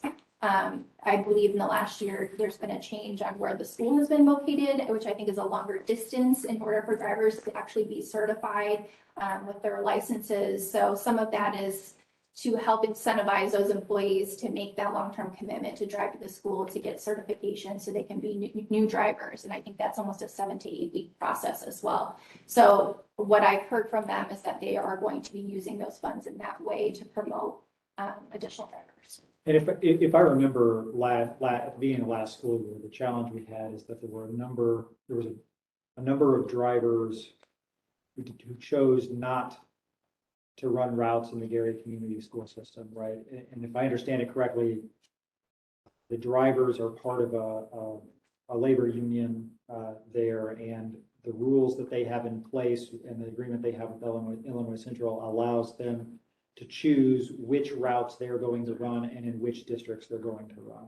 So neither us nor really Illinois Central have direct control over whether there are drivers to run those routes. If they choose not to, that's what led to the shortage. And so I think what this is an attempt to do is provide more, make Gary a more attractive district to drive routes in. I think it's a fairly competitive environment, if I understand it. Other school corporations offer incentives and other things. And so how to compete in that environment. Yeah, Mr. Chairman, I want to reiterate, underscore again, because I want to make the Springwater crystal clear. I have no problem with Illinois Central. They're a good corporate citizen. Okay. But I was trying to understand why we're paying somebody to do something that they contracted to do anyway. That was my only issue. Yep. So I'm making, because this is being recorded locally at home. I want people to understand. Yeah, I understood. And I just want to make sure that people understand really what's driving that. I think. Well, it makes sense. There was a lot of confusion even when we first understood it. Why don't we have drivers on these routes? How do we solve that problem? We've had a lot of conversations how we approach that. So I just want to see that, my hope is that we can get to that point where we achieve equal service that other districts are getting. Ours too. I'm gonna vote for the contract, but I think they're a bad corporate citizen, and I think they should have picked the kids up and went to school. I think if they got a contract, they ought to bring the kids to school, so. I don't like them. I think they ought to get somebody new to contract with them, but there's nobody else up there to contract to do school children, which I think is all wrong to begin with, but that being said, I think if the contract picks the kids up, they ought to go pick the kids up. We shouldn't rely on the citizens of the community to drive the school buses. I think that's wrong. I will vote for the contract, but I don't agree that there could. A wide range of diverse opinions. The most controversial issue today. Somebody's upstairs. Other comments or questions regarding the bus contract? Why 3 years? That is a good question. So initially, we wanted to do a 1 year with 2 optional year renewals. This is kind of just where we landed in terms of keeping rates down. We did receive a letter probably a couple months ago from them, almost requesting over a 9% increase in prices due to everything that's happened with our economy right now and fuel, things like that, and the justifications for that. So I'm actually very glad that we settled at where we're at. I think it's just financially more responsible, but that was kind of a caveat of our negotiation. But there is an out in the contract if they're unable to fulfill it, so that we could potentially look at another vendor if we needed to. They have to perform. Correct. And last year, we wouldn't call that performance, right? No. Just making sure. Yes. And I suppose it's important to remind people, you did put this out to bid, this contract out to bid, but you Yes. only had one respondent, and that was Illinois Central. That's correct. This year. Could you speak a little, well, I think we will continue to make efforts to try to ensure that we get other bidders that, you know, a competitive environment is likely to yield better results than, than one really. Mr. Chairman, one good thing, they are located in our city, which is not the case most times with people who get contracts. Yeah. They are located in our city. All right. I will entertain a motion. I move we for the contract. A second. Along with Wes. A second. Any discussion on the motion? All right, we do have a motion to approve. Mr. Miller, would you call the roll? Mr. Bennett, Yes. Ms. Brown, Yes. Mr. Joyce, Yes. Ms. Kabaki, Yes. Chairman McDonald, Yes. 5-0. All right. Our next item of business is really the third time we are taking up this issue. This is the issue regarding the consideration of the manager contract, specifically MGT or GSR's contract. To remind everyone, we see this as the beginning of the end. We believe that as a board that we are in a position where this engagement, at least in its current form, can be concluded in 2 years. However, that does require legislative intervention, as we've discussed earlier today. And the earliest that the legislature is likely to intervene is in 2023. And they will have to take up a bill at that time. And none of us, I think, could predict what that bill might look like, even the legislators among us. That is a long process, and it's one that will have input from many different stakeholders along the way. And so it is yet to be written what the next iteration of the Gary Community School engagement will look like, and what the next governance structure of this district how it may be formulated. However, we want to put the district in a position to be successful should the legislature choose to follow what we see as the path forward for this governance engagement. And we believe that it's important then to consider how we proceed with MGT at this point. To remind everyone where we have been, we had a discussion on this issue at our April 26th meeting, where each of the board members provided their perspective on potential path forward and how we ought to address the next 2 years. And where we landed at that meeting was inviting MGT to make a presentation to the community in Gary, and to also receive public feedback at that forum, and also via a survey that we conducted online in the weeks leading up to the meeting last week, to receive input from the community about what really the priorities and the focus of the next 2 years should be, and how to proceed at that point. Today, we are here really to decide whether, I think, to renew MGT's contract. I think it's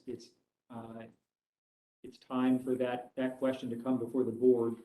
However, before we do that, I've asked MGT to come to us today with a presentation, really highlighting their plans for the academic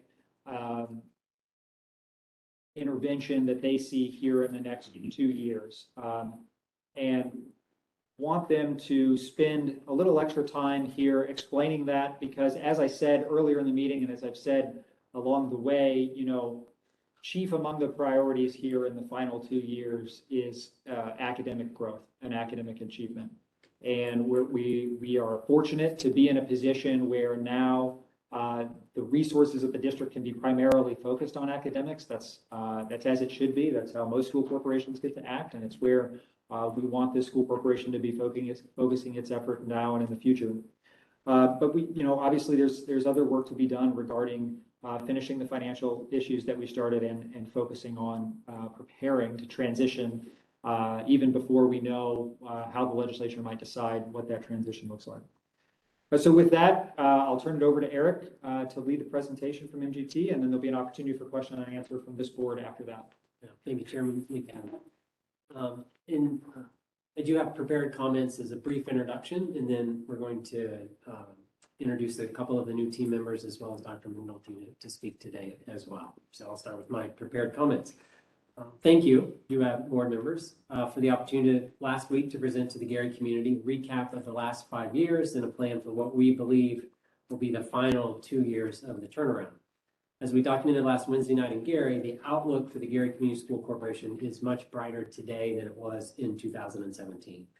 Phase 1 and Phase 2 of the turnaround has brought within sight the common goals of exiting distressed unit status and transitioning to a new governance structure. Today, we will not repeat that hour and 10-minute presentation we gave last week. Instead, we'll just take a few minutes, as Chairman McAdam said, to highlight some of the academic actions we'll take over the next 2 years in the final phase, Phase 3 of the turnaround. Today's attention on academics is not intended to minimize or downplay in any way our continued leadership and capacity building, engagement, operations, and fiscal. Those will continue. Today's focus on academics is to reintroduce 2 new and key members of the MGT team and recognize the prioritization given to improving academic performance over these next 2 years. Just as each phase of the turnaround has had distinct needs and actions, each phase of the turnaround also has had distinct team members. The needs of the turnaround in 2022 and 23 and 23-24 are vastly different than the needs were in 2017. And as the needs and actions have changed, so has the skills, experience, and expertise of the MGT team. With me today representing part of the Phase 3 MGT team is Dr. Paige McNulty, who you all know very well, Mr. Andre Wright to her left, and remotely Mr. Rajiv Bajaj. In Phase 3, Dr. McNulty will continue as manager with the associated responsibilities. We threw an audible here with our order. Mr. Wright will serve as the transformation director and lead MGT's academic improvement initiatives. Mr. Wright brings experience in turnaround situations in various roles, including as chief academic officer of a large urban district. Mr. Bajaj will serve as the project director with ultimate authority for the turnaround efforts in Phase 3.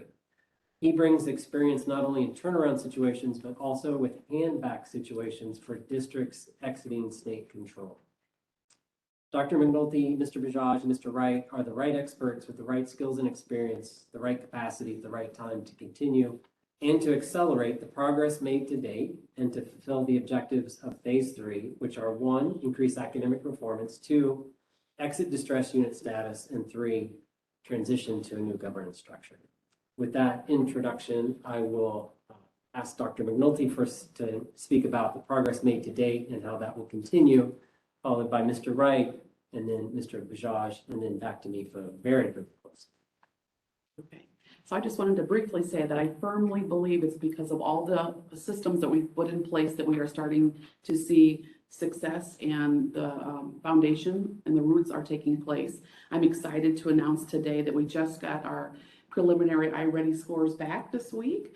I was hoping to have them ready for you today, but they're still hot off the presses. But I can tell you that we are over 5% growth in math and reading, both in proficiency and growth, which is huge success. So that's the second time this school year that we've had those huge jumps for our students. And I think that's a testament to, again, to all the work that the teachers are doing, the administrators are doing, and collectively as a team, those efforts are bearing fruit. So I'm excited to be able to share those with you. I want to share the exact every grade level, every kid at the next meeting. Our iRead scores are up, and again, some levels are even double digits, but every single grade level over 5% growth, which I think is wonderful news.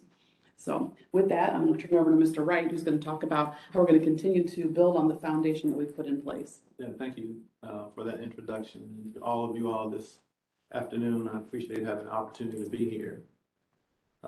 First and foremost, I haven't really had a chance to share a lot about myself, and I want to take a minute just to give you some insight on my background and some of the things that I've been able to engage in. First and foremost, I am the product of two educators. Both of my parents integrated the school system in the state of Georgia as teachers. And so I've been around education all of my life with high expectations held for me, as well as other siblings in my family, and understand the value of education. I grew up in a shotgun house. You know, if you don't know what a shotgun house is, it's when you can stand at the front and look through the back, right? And so we didn't know that we were poor, right? We didn't know because our parents gave us everything that we needed and emphasize and stress that what you have, you take advantage of. That is how you make it in this life.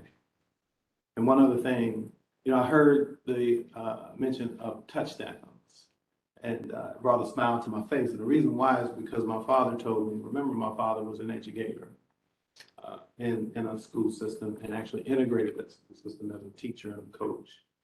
But he said, son, as a young man, your life is going to be, you're going to be in fourth and goal for the rest of your life, right? And you're going to be down 4 points. You can't kick a field goal. Every decision that you make, you're going to have to score. Because if you don't, it's going to set you back years. And so I understand the importance and the dire straits that we have as students of color, leaders of color, that's the condition that we're actually in. And so I never forgot that. And I lived that way. I taught that way, and I led that way. So a little bit about me, my background. I've served as a paraprofessional. I've served as a full-time substitute teacher. I've served as a general education teacher.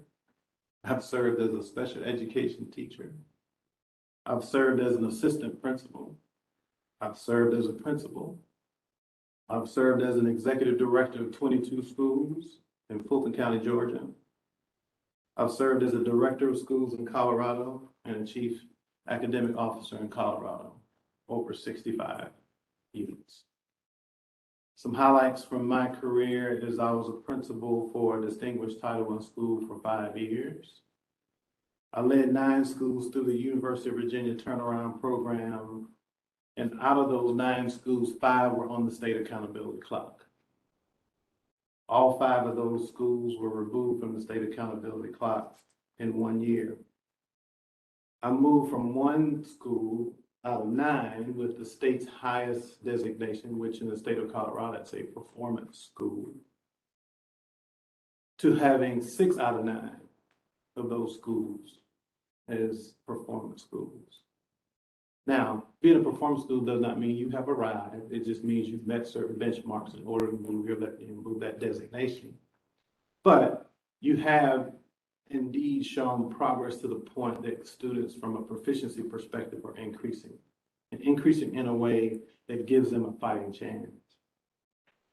2 schools out of that 9 were designated as centers for excellence because of their improvement. I increased proficiency results in every grade and in every content during my tenure as a chief academic officer. I led the removal of the school district from the state accountability clock.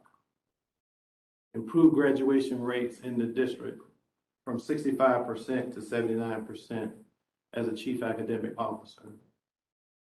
What I'm most proud of is that the students that look just like me improved their graduation rates from 67% to 82.5%. When I got to Aurora Public Schools, the students that looked at me, there were no systems or structures in place that helped them access the opportunities that were given to other students. It became a priority because it would have been insulting for me to sit in that chair and have students that look just like me not able to be graduating or successful.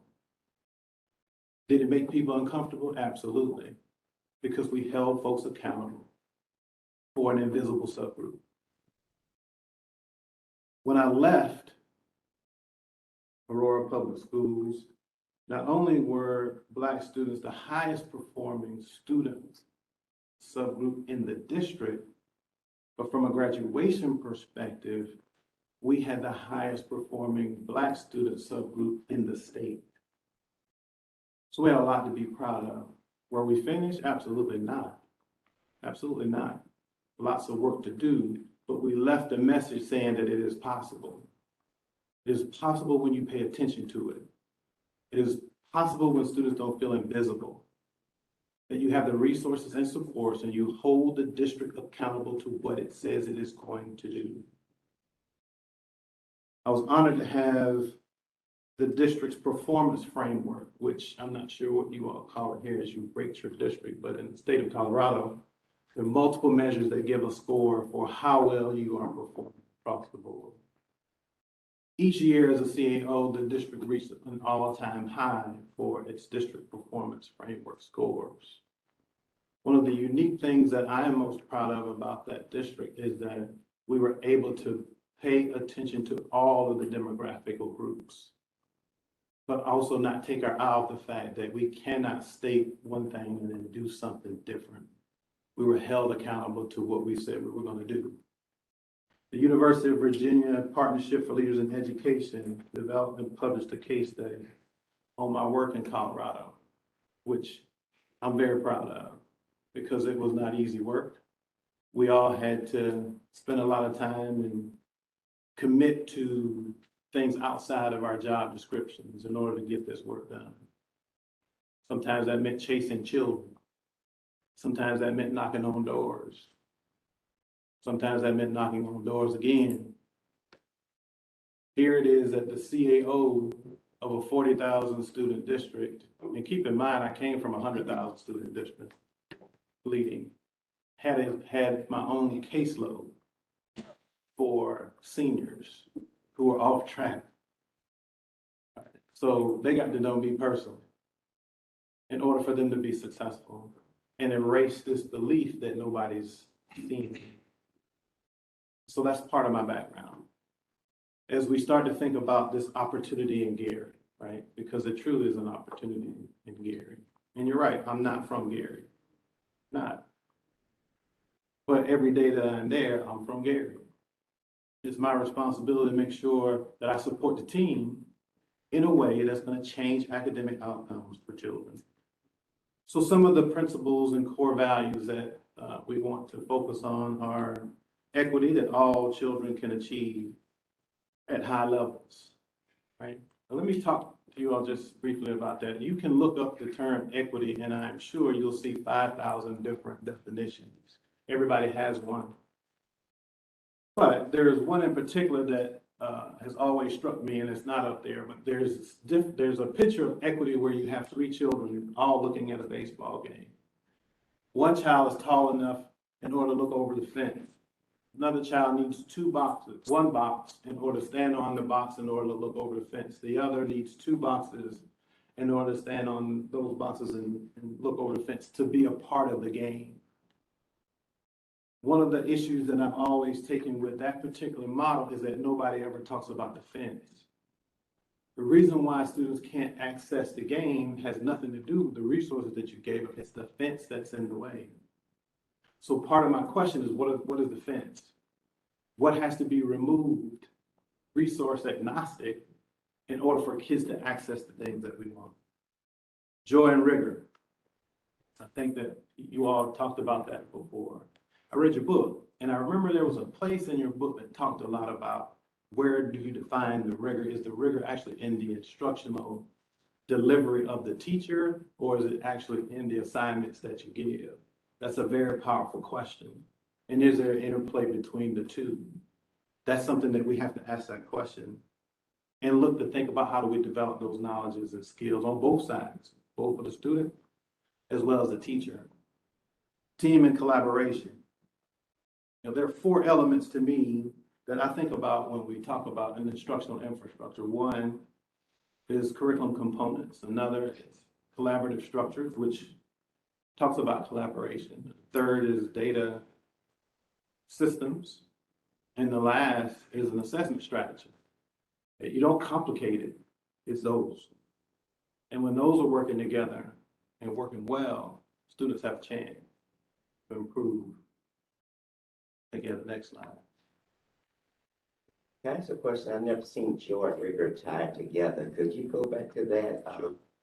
I understand conceptually what you're saying, but in the literature, that's atypical. Yeah, absolutely. Absolutely. But one, how do we make sure that learning is fun? Right? How do we make sure that teaching is fun? That teaching is a way for kids to see, right, where it is that they actually want to go. What is it they aspire to do? And you can't just aspire to be something that you never see, right? That you have to be able to aspire to do something and be able to see it, be able to integrate it in your classroom and your experience that bring that positive relationship between both the teacher and the student as well as the community. And I'll tell you something else, in my opinion, you know, we talk about engagement all the time. Well, it's just not one-sided, right? To me, right, there are 3 levels and they all have to work together. There's affective engagement, which gets to the joy that you're talking about, right? But then there's behavioral engagement, because if I have effective engagement with my students, the behaviors won't be as bad as what you typically see, because now I can connect with the person who's supposed to be connecting with me. And then you get to the cognitive engagement. You're not going to get the cognitive engagement if those 2 are missing. It is not going to happen. It's an exercise in futility. So when I think about joy, it is the totality of the experience for both the teacher as well as for the student. And then hopefully that transfers into how we are connecting with the community as well.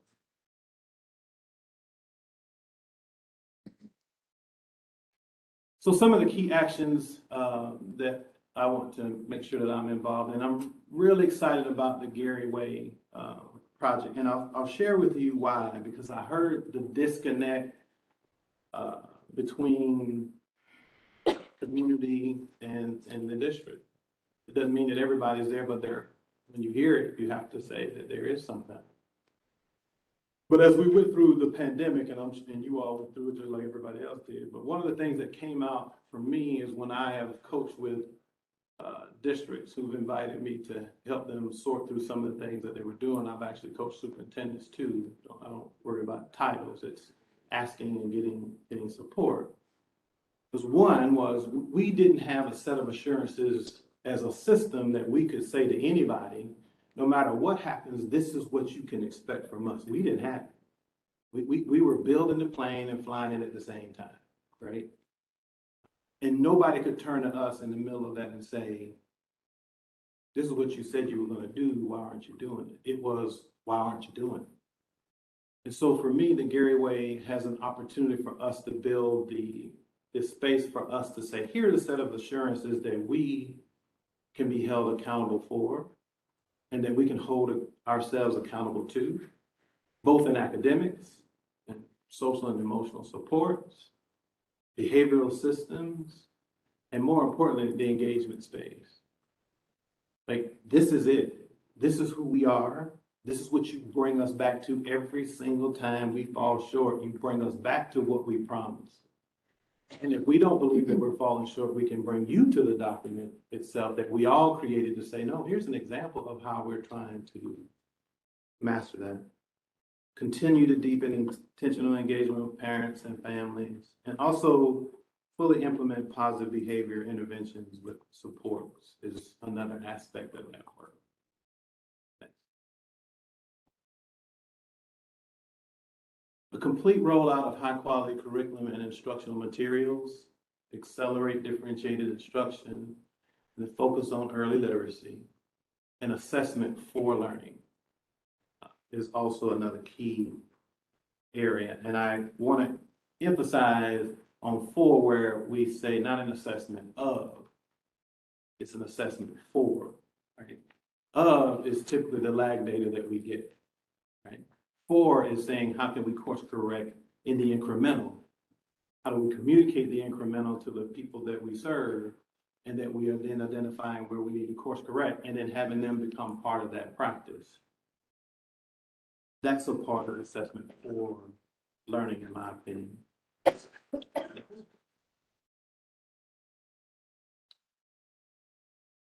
Clear expectations, support, and coaching.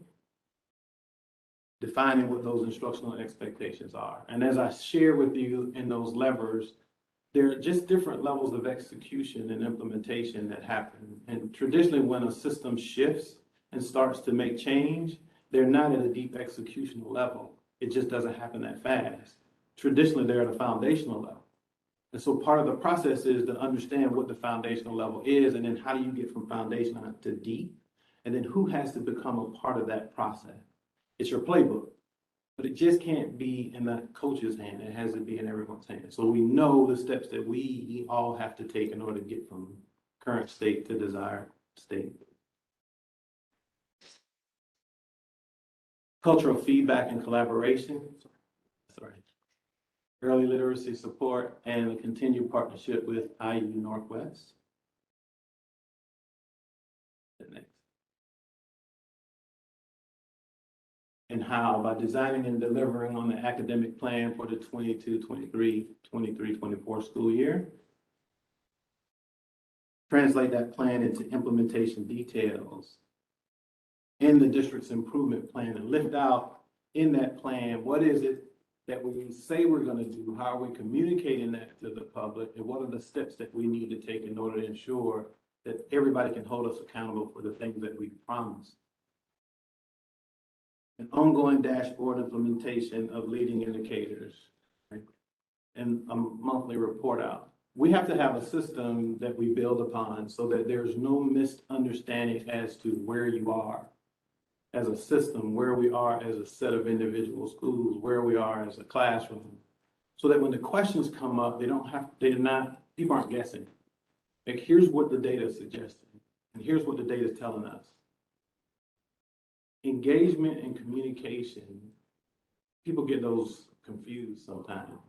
I can tell you what I want to tell you and share information, but that doesn't necessarily mean that you're engaged.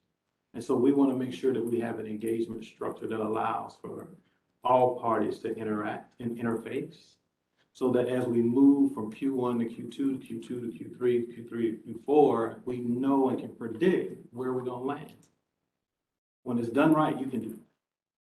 And that's what we're trying to elevate to and move across that continuum into deep execution.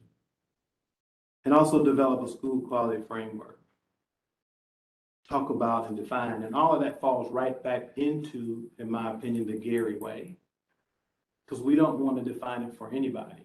We want to make sure that as a community, we've defined exactly what it is that we want to see happen and what the community wants to see happen in Gary. Next.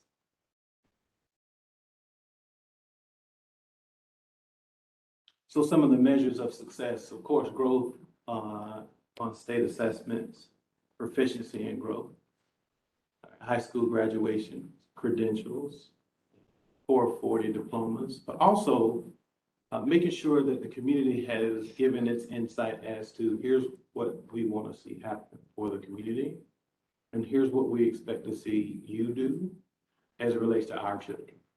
And then making sure that we codify what that is, communicate what that is, and hold ourselves accountable to it.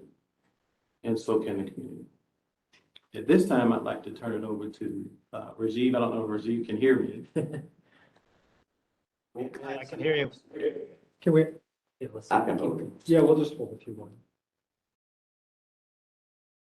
Rajiv, are you there? Yes, I'm here. Can you all hear me? Give us a second, we'll get you on the screen.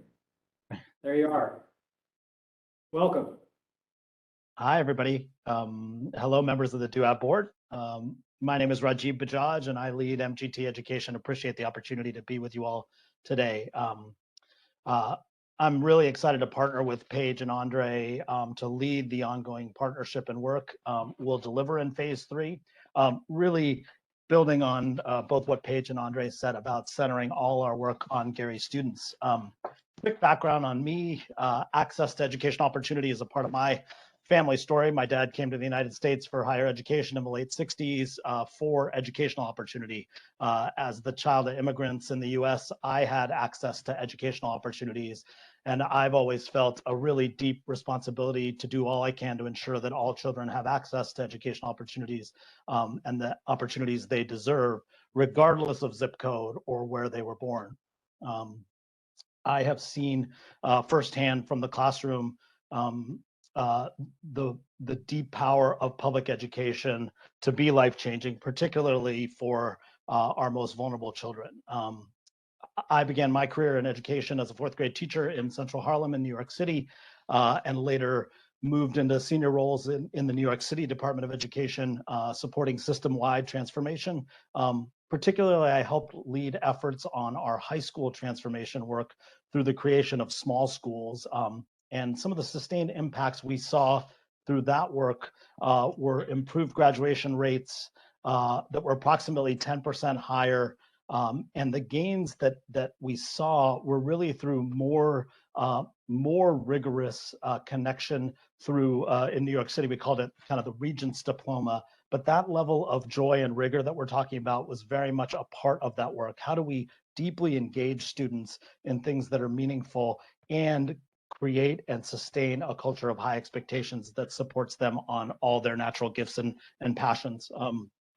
We also saw a fair amount of work on post-secondary success. I don't know, sorry, I'm getting a little feedback. I don't know if folks can hear that. I can hear you just fine. Okay, great. From there, I've spent the past decade or so supporting a number of districts across the country on transformation, including significant work ensuring a responsible transition to new governance structures in places like Newark, New Jersey. The progress in Newark over the past decade has been pretty significant and driven by the great work of educators and leaders in that system of public schools. A couple headlines there, and as Andre notes, there's lots of work to do, both in the New York case and in the Newark case, but just to note some of the great progress that really speaks to the level of collaboration and partnership with educators and community. The percentage of Black students attending schools that beat the New Jersey test score average grew from about 7% in 2008 to 31% in 2018. And low-income students in Newark earned a higher proficiency rate than low-income students in New Jersey and in every other state that took the PARCC exam, which is the state exam in New Jersey. As I noted, kind of clearly more work to do. But it speaks to this idea of partnership that when educators and community and teams come together, really powerful things can happen. And so I'll mention just, kind of reemphasize maybe just 3 quick points from Andre's great description of the kind of key actions we're envisioning on the academic side. One is that what I've learned through much of the hard work of academic improvement is that it really is rooted in the idea of building capacity and a focus on implementation. So as we deepen those relationships and bring a plan into place, really cohering around a set of critical actions and steps we can take to support that. Ultimately, this is about educators and students in classrooms and ensuring that those interactions are as positive and meaningful as possible. And so really that deep work of implementation is one thing that I have seen that is a critical part of this. So the idea of sort of a plan is central, but ultimately, how are we cohering a set of clear actions that can drive progress every day in our classrooms and across the system? So that's just one thing I'll emphasize. And so as we talk about things like the implementation plan, the level of depth and focus on ensuring that those things are happening and that we've got a system of support to make all those things happen is a critical part of this. Second point is just a deep focus on literacy. I think many folks have talked about the focus on literacy, and as Paige mentioned, so much great work going on that front. The ability to really deepen our work in literacy and ensure that our kids are getting what they need and are, many folks have seen the national data around significant data that exists around reading by third grade. The focus on literacy and the supports both for students and for educators to provide that deep literacy focus is going to be a central part of this plan. And then the third piece that I'll note is the Gary Way, this effort to define and partner to define a set of expectations and capacities and expectations is really, I think, the centerpiece of much of the work that we'll talk about around smooth transition and building the capacity. Building capacity has come up a lot in the conversation today, and we see the Gary Way project as really that way to define and make explicit the set of shared expectations we have for students, for educators, for all of us that are part of the education ecosystem in Gary to ensure we're meeting the mark. And as we define that, I think we have then a way to hold ourselves collectively responsible and accountable for getting to those outcomes. So those are three kind of very specific activities and actions that I think I'm really hopeful and excited can drive progress as we move forward, and just humbled and appreciate the opportunity to be a part of this conversation. Thank you, Regine. Yeah, thank you, Regine. I'll just conclude by restating that phase 3, the final phase of the turnaround, will create the outcome everyone wants. A well-performing and sustainable district, an exit from distress unit status, and a transition to a new governance structure. And with that, we'll close and entertain questions. Thank you. Yeah, first of all, I would like to say that the presentation today gives me hope. I think I've heard some things here that I think that come from research, some things that are best practices that I've heard today, and things that have more substance than fluff that I've heard in the past. I do have 2 questions, and as I said, I am impressed. My first question is, with this Gary Way plan, how do you empower all stakeholders? Oh, I thought it was a part 2 to that. No, that's the first question. Oh, okay, I was right, okay, yeah, so Representative Smith, my experience has been, and I'm not talking about my experiences in any other state, I'm just talking about the few days of the week that I've seen from the community, and some of the things that we heard, and even some of the questions that you have raised. It's gonna take a lot of effort on our part to bridge what you talked about. You said that there is some mistrust in areas, there's some spaces that we've got to, mend some feelings, but also be very diligent about, this is not MGT's plan.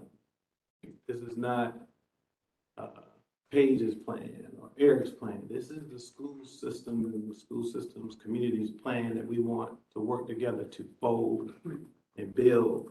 And we have to ask for that participation and not outrun folks having a chance to do it. And there are supports and resources that will allow us to communicate out. There are supports and resources that will allow people to give their voice in. There's supports and resources because we have a building or two or three or places that hold these opportunities for parents to engage. And we can't hold them during times that parents can't come. We have to hold them at multiple opportunities so that we can bring people together and get their best thinking as well as hear from us. To me, that's how it has to happen. And we can't just set a time frame that rush to get it done. Does that make sense? Yeah. That won't work. It makes sense, and I'm not sure if you totally grasp my question, but when I talk about empowering, is how do you empower parents? And I don't have to, you don't have to answer today. I'm just throwing this out, and I would love to sit down and talk with you if you're receptive. But how are you going to empower parents to help you get to the vision and be part of the mission? How, with parent workshops, and I haven't heard any of those things focused towards the weaknesses that you've identified and how they can help in changing those weaknesses into strengths. My next question to you is, every outcome is a skill that the state feels that students should master. In your attack with your Gary plan, how does your sub-skills tie into that skill? Does your plan attack the sub-skills? Because the whole is the sum total of its parts. Is your plan currently or futuristically going to deal with those sub-skills in order to achieve the skill that the state is asking students to complete? Yeah, absolutely. Right. So, one of the things that we talked about, and I shared an overview of that, is the need for a comprehensive assessment strategy that identifies, here are the sub-skills that you have to master in order for you to literally be proficient for moving into the next phase of your academic career. What are those? And do we have a tool that is able to identify what those are and also offer solutions for addressing those deficiencies? Because what you will find, there are a lot of assessment tools that tell you what's wrong and where the gaps are, but not very many that then say, here are the strategies that you need to come underneath in order to address those skills that are deficit, but also here are the tools that you give to the teacher in order to help identify and address those skills as well. That's part of a comprehensive assessment strategy, and those are the things that I ask and look for evidence of as you start to prepare for what the next phase of that is. Well, I'm encouraged because the plans that we've got past have not been data driven. And I think that's how you got to turn the school around. What are your weaknesses and turn your weaknesses to strength. So I'm glad to have you on board. Because I think we're getting people who understand how to get where we want our schools to go and where we want the children to be. And I trust people until they prove otherwise. You mentioned 5% high-ready growth. At least. That's from winter to That's spring? from winter to spring. Yeah, so that's on top of the growth. On top of. We look forward to seeing Yeah, that as soon as very you can excited. share that. Yep, the next meeting I'll have it. Talk to us a little bit about, those are formative assessments. Those are they're obviously different than the summative assessments that the state administers through iLearn and iRead. We won't have that data until July, August. It's public till August. iRead is summative. iReady is formative. So I think that's what I said, but if I didn't, that's what I meant. That's what I meant, yes. But how do those, how do we expect that performance, the gains we see? Do we expect that to translate into one-for-one, sort of one-for-one, or do we expect that to be slightly different outcomes? Tell us a little bit about that. Yeah, I think that we will definitely, I'm anticipating seeing gains on the iLearn test. However, I don't think you'll see a one-to-one. I think that the state assessment, and I know Ms. Brown could probably attest to this, is a much more standardized test that's difficult for some students to take. It's a long, lengthy test, and I think that it's not going to be a one-to-one correlation, but I definitely think that the indicators showing from iReady shows that our students are making growth towards that iLearn readiness assessment. Would that be accurate? Yes, I will admit that I am not an assessment. Okay. I have heard that conversation. Yeah. So I think that's accurate. And in but the key is that the iReady assessment is testing the same standards, the same skills that the iLearn, iRead should be testing. It mirrors the standards, it mirrors the same skill sets that they are going to be expecting to see on the iLearn test, yes. Does the iReady test come from the DOE? Is that a test that it's not their test, it's an outside company, but do they endorse it? It's a vendor that's on their list that they have recommended for schools to use. So it's one they have said is aligned. Absolutely. That's great. Other questions for the team regarding the presentation? Well, in this 3-year thing, I had some questions, and I guess they were just summarizing this. Yeah, let me come back to that. And I just want to make sure if anyone else on the phone or otherwise has something to offer, I want to make sure we all have a chance.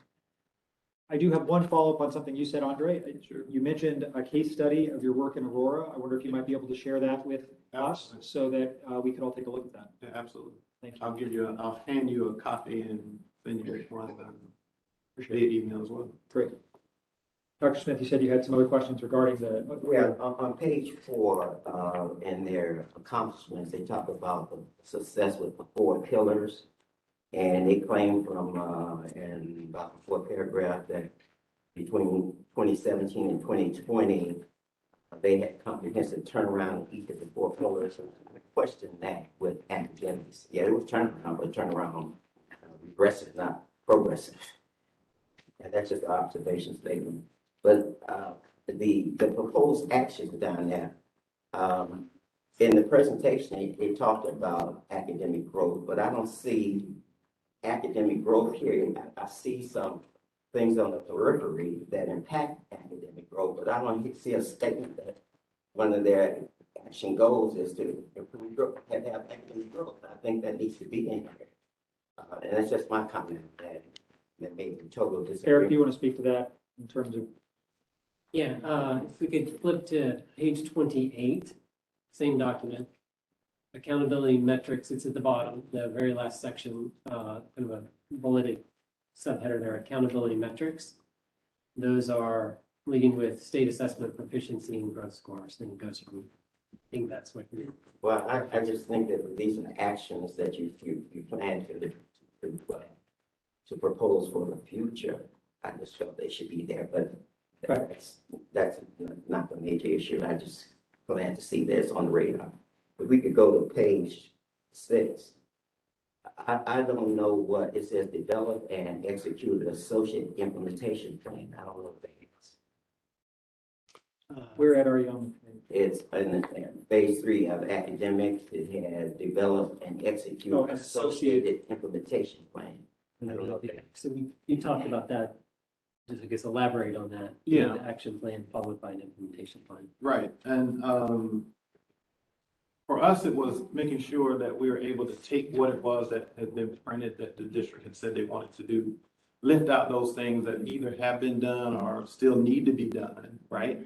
And the level in which they have been done, which is part of why, I share with you all about those components specifically that we pay close attention to, in order to then say, okay, this is what we say we're going to do. Now we have to then say, all right, here's how we're going to take the next steps. Right, and literally have an implementation plan that identifies those specific areas that we have to focus on and then make sure that the entire community knows what those are. So you have to lift out from where the current plan says that we're going to be and see specifically based upon the objectives that we talked about, and then bring that plan back to all stakeholders and say, based upon what we've seen, what we've analyzed, here's how we're going to move. On page, before you leave that page, under engagement, the first bullet says execute a transition plan. Of course, I think we can't do that until the legislature moves on that. Absolutely. And hopefully it will engage the community. I'm not sure what final version will be.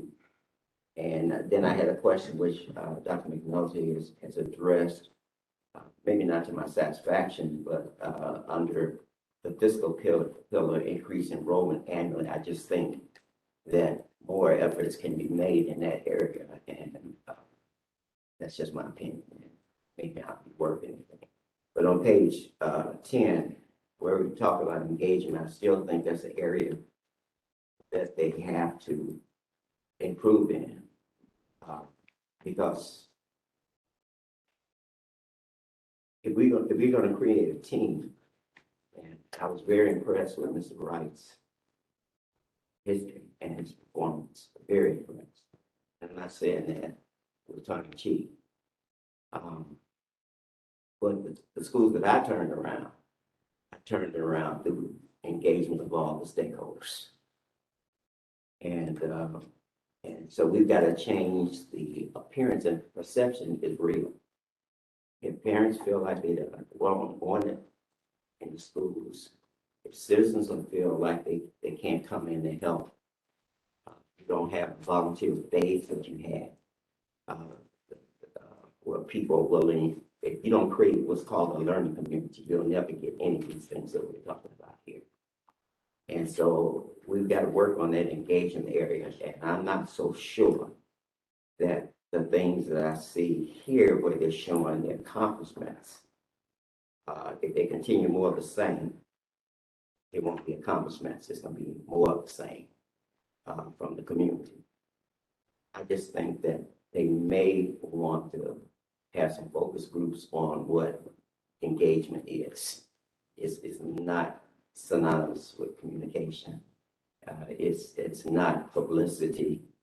It's building relationships with the stakeholders. So everybody's going the same direction. Everybody understands the vision.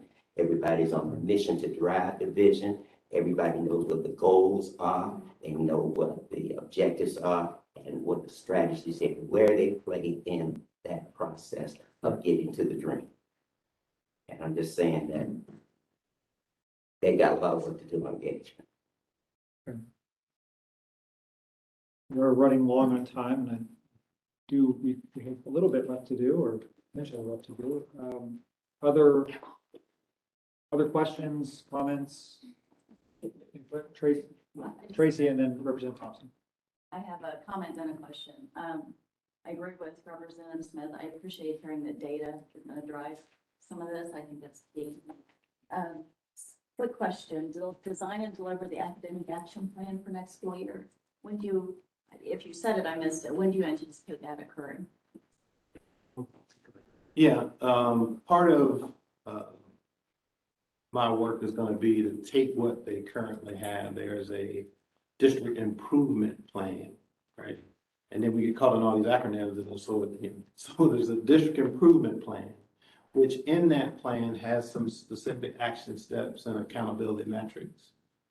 So that's the big picture, right? It's how do we chunk that, and chunk that in a way that says over the next 90 days or so, here's what we're going to be doing. It leads us back to that, but it breaks that down into smaller, more bite-sized actions. And that's what I am going to be working on. Be able to say, okay, we have this overarching, you know who's responsible and accountable, when, where, but over the next Q1, here's how we're going to address it and lift that out. That becomes what you hold us accountable to between the first part of the school year and the fourth one. Because that's when you're going to get all your data back. And it'll be able to mark our progress. Are we going in the right direction? Do we need to course correct? But that needs to be a cumulative effort. May I ask a follow-up question? Sure. What plan are you talking about? Because if you're talking about the plan that they brought that deals with the quarters of affected schools, that's not a plan. That's a plan to deal with what you plan the instructional program in, and they are things that affect your instructional program. Is that the plan you're talking about? No, we have a district improvement plan as well that has specific actions in it. Okay, well, that hasn't been brought here. What you brought last time was a plan which I attacked, and I think I was right to attack it because it was not a school improvement plan. Mm-hmm. It was not a district improvement plan. It was assessment of the correlates of affected schools, how effective your schools are. But as this gentleman said, it's data driven if your instructional program has to be. And so I would be interested in seeing what you're starting with so I can appreciate where you're taking us to. I want to say, I do think that, as we head into these next 2 years, I think we're going to get in a regular cadence of academic conversations and academic updates from the team here. I think that's something that we would all benefit. I think that's what we want to focus on. That's where we need to spend our time.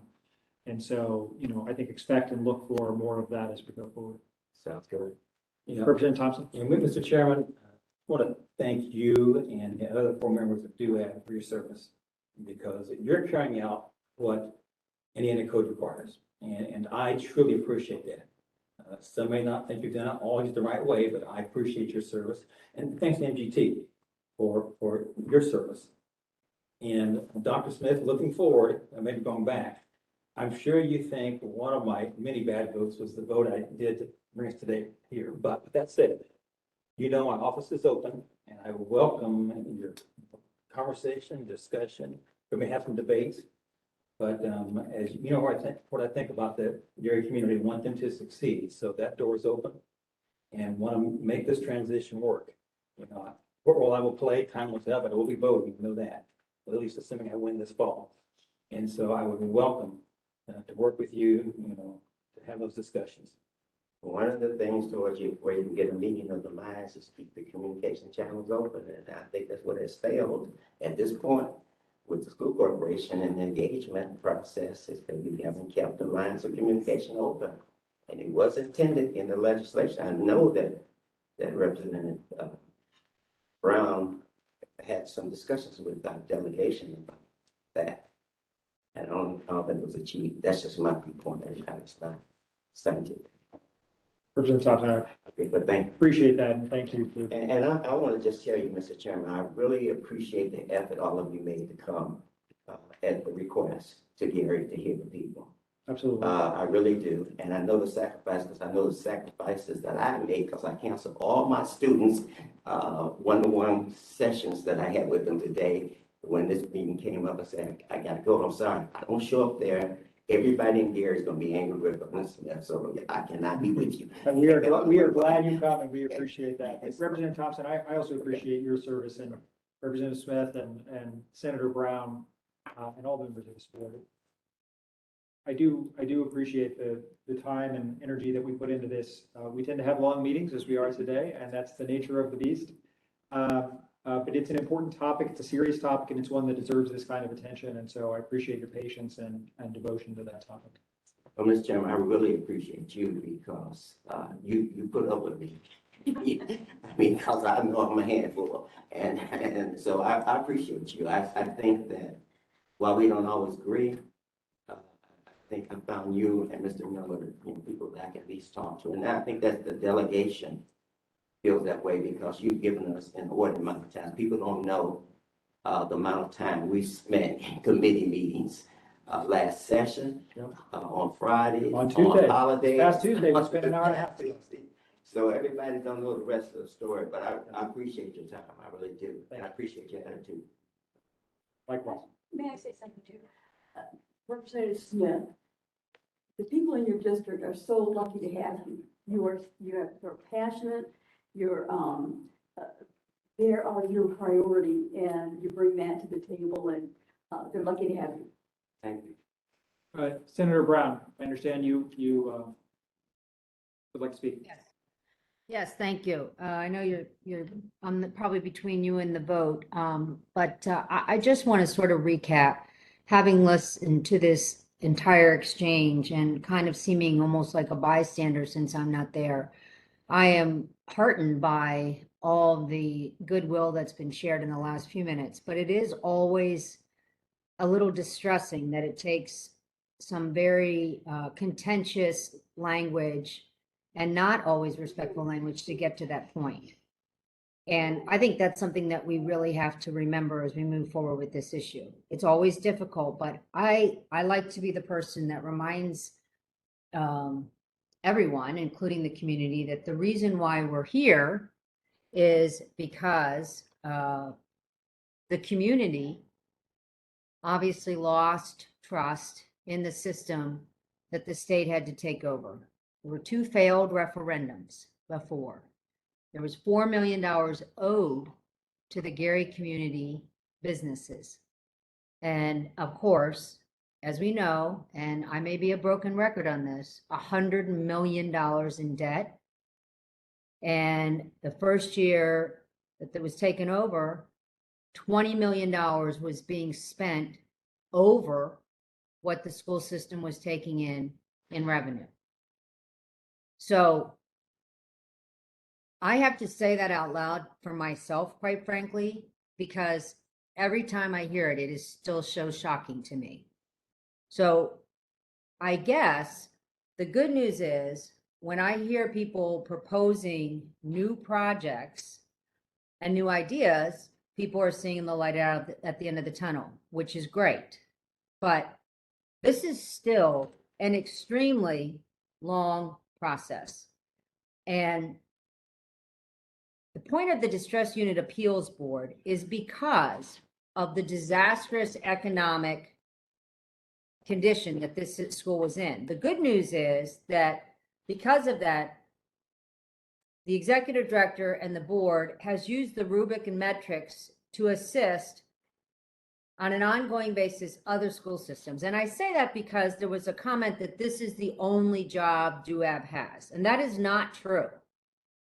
There are many other school districts which are constantly being examined because they are in a fight, could soon be in a financial pickle. But thank goodness, no one will ever be as bad as Gary was. We have a referendum now. So 60% of the community, while MGT was leading this system, had confidence that things were turning around. And that is very heartening to me because this is a Gary school system and the community has to own it and be proud of it. And we're seeing that. And so I think we need to remember, though, there is no rainy day fund now. There are no cash reserves. We finally got to a point under the amazing management of MGT where they are not spending more money than they are taking in. But we have a long way to go financially. I am heartened that we are going to get to that point. The fact that the community was willing to spend more tax dollars to make improvements that they weren't able to do. The fact that we were able to pay off our bills is important. But I consider, even though it is not my district, what happens in Gary matters to everybody in the state of Indiana. We want all the children in Gary to succeed as much as we want all the children across the state to succeed. And I think Andre's plan, coming on the team, is going to do wonders for the academic program. But at the end of the day, what is really important is that people understand we would be bad stewards of Gary's community schools if we handed it back to the community without ensuring a structure in place that will make sure this never, ever, ever can happen again. Because that would be then our fault and our responsibility. So that is something I just want to make sure we understand going forward. We have to make sure that we have a structure in place so that the Gary, whoever was in charge in the past, should have been held accountable. But whatever happens in the future, we need to make sure the structure is in place because we will be held accountable. So I am heartened to hear the academic improvement plan, but more importantly, I don't think we can ever forget what the financial and just infrastructure plan, what has happened in the last few years. And I am very proud, even though I'm a non-voting veteran, to be supportive of the current structure and the current management team. So that's all I wanted to say. Thank you. Thank you, Senator Brown. We appreciate that. We need to go there. I'll get you 250. Are there other comments? Questions? All right. We, as we discussed, as I laid out at the beginning, I think really the purpose today is to decide whether to move forward with MGT, whether to renew that contract. We have discussed it several times, open to discussion on that topic. I know we've shared our views couple weeks ago, and we've had lots of time to think about that and lots of input. Anyone who wishes to be heard on that topic at the moment? Well, Mr. Chairman, I'll just remind the two of you who met with us on this Tuesday what the recommendation of the legislative delegation from Gary desired. We know that it's a foregone conclusion that we must continue with MTT some period of time. Okay? And probably not ready to trade off to another entity or to the three individuals that we thought would be part of this process and not a management team. But we thought the legislation talked about three particular persons or roles, and it evolved into something else. We are concerned that don't enter into a solid 2-year contract. It may be a 2-year process. We don't know what's going to be forthcoming from the legislature or any legislature, or if anything will come from the legislature. We may have a repeat of last year, not last year, this year. Right. We was for 6 months or 1-year contract, renewable on both parties monthly, thereafter for up to 2 years. That would give the community some sense of hope that there may be a time the legislature decides to, in wisdom, to pass legislation and transfers it back quicker than 2 years, that's possible. And so that's what we're suggesting. We know that none of the 4 of us that you've been meeting with at the time to make that happen. But I feel that the rest of the board needs to know that the legislature team is ready. Appreciate that. I will say, and I appreciate the conversation we had with the delegation on Tuesday. It was a robust conversation around this topic. When I say we, I mean Mr. Miller and myself. I appreciate that you brought that to us to discuss. I think this is my perspective.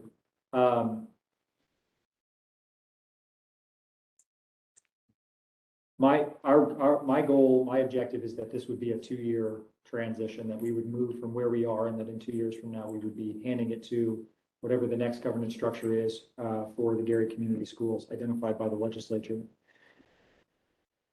What I want to emphasize is that as we build these contracts, it's in our contract now. It's been in our contract from the beginning, but I commit to you that we will continue to to retain this provision going forward if this is the direction that we go. That this contract has the ability for us to reevaluate and to get out from under this contract, or to break our relationship with MGT should the circumstances on the ground change, or the circumstances in the legislature change to such a degree or in such a manner that we need to reevaluate. And I think coming out of next legislative session, when we get to next May and the legislature has left town, I think as a board, we're going to need to evaluate where things stand based on, depending on how prescriptive that legislation is, on what those next steps are and what they should be, and how we ought to proceed at that point. And I think at that point, I'm confident, I'll commit to you that contract will retain the flexibility to allow us to adapt and react to whatever situation should present itself at that point, so that the legislature would not be bound in any way by any decision we make here today. And then there's one other point which was made in that meeting, and we questioned the incentives, and I've said that earlier on the issue. When you have a contract to do something, you're supposed to do what you contracted to do and do it well. And I can get incentives at the university. I can document, I can share with you. I've got files where I meet with my students one-on-one because the outcomes for educational leadership, my program is the only one in school education that has 100% passage because I do one-on-one. I'm only supposed to do 45 hours with students during the semester. I probably clock 120 hours because I meet with them one-on-one, make sure they're mastering the sub skills of the part of the outcome. that's doing my job. And, you know, and so I don't expect to get some incentives. I would expect to get some penalties if I don't do my job. And so I think the focus shouldn't be on incentives, but on penalties when they don't do. That's just my viewpoint. I don't vote here. I'm not influential. I'm not a power wielder. You guys are. But I'm sharing my thoughts. You're influential. I do want that to be said. Yeah, and I appreciate that. I think of incentives and penalties as two sides of the same coin, but I take your point, and you know, it's something I think to consider as should we move forward. Other thoughts, questions, comments? Your motion? When we move today, I mean, is the motion for you and the executive director to negotiate with MGT for a contract that would include the language that, or something that Dr. Smith said, and you have mentioned that if the legislature does change and pass legislation that would allow that out, then there would be an out to it, just to include that. Yeah, the way we've handled it in the past two times we've dealt with this is this board has made a decision to engage MGT or engage the manager and then delegated negotiation of a final contract to the executive director and the chair. And then the board has always reserved the power to approve that contract in its final form when it is finalized. And I think that's the right process. I would propose we follow a similar process for that. There's a lot of details to be worked out. The engagement, it's not as simple as just mirroring the contract we would have had before. Their situation on the ground has changed, the priorities have changed, and we should be mindful of that, and our contract should reflect that. So I would propose that we follow that structure. Let us bring back a detailed negotiated proposal, and then let this board really fully consider that at a future meeting. One other question I was supposed to ask that came from, we had a student that joined a mentoring program at the university, which is for boys grades 6 through 12 who were African American descent. And one of the parents brought a son and shared with it that this child had been suspended or to board suspension. They were placed on home education and just doing Plato. And the question was, why doesn't that student have any contact with any teacher for a whole year that's been in this status? All he gets back is feedback from Plato. No contact. I'm trying to understand. Yeah, maybe we can address that more fully afterwards, but Dr. Nolte, if you could just briefly. Discuss that with you afterwards, because that's not the setup of that system, so. That's how it's supposed to go. Right. Okay. All right. Other questions? Comments? Motions? Mr. Chairman, I make a motion that you have the ability to negotiate a contract with MGT not to exceed 2 years, and then bring that contract back to this committee. There's a motion. Is there a second? I second. 2 seconds. All right, we have a motion and a second. Any discussion on the motion? The motion is to engage MGT for 2 additional years and for the executive director and I to negotiate a detailed contract to bring back to this board with the approval at a later date.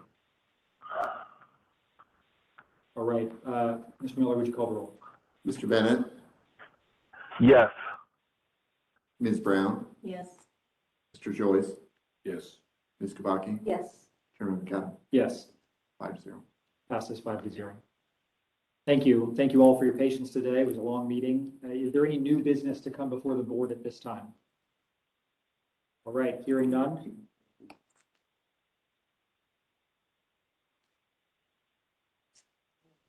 I would like to ask, make a recommendation that MGT age, wherever,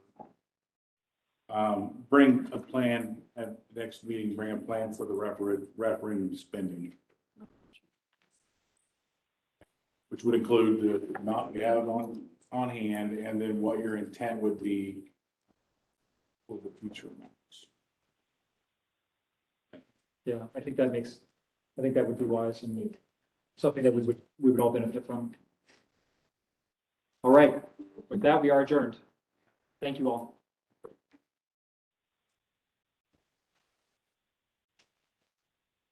Thank you, sir.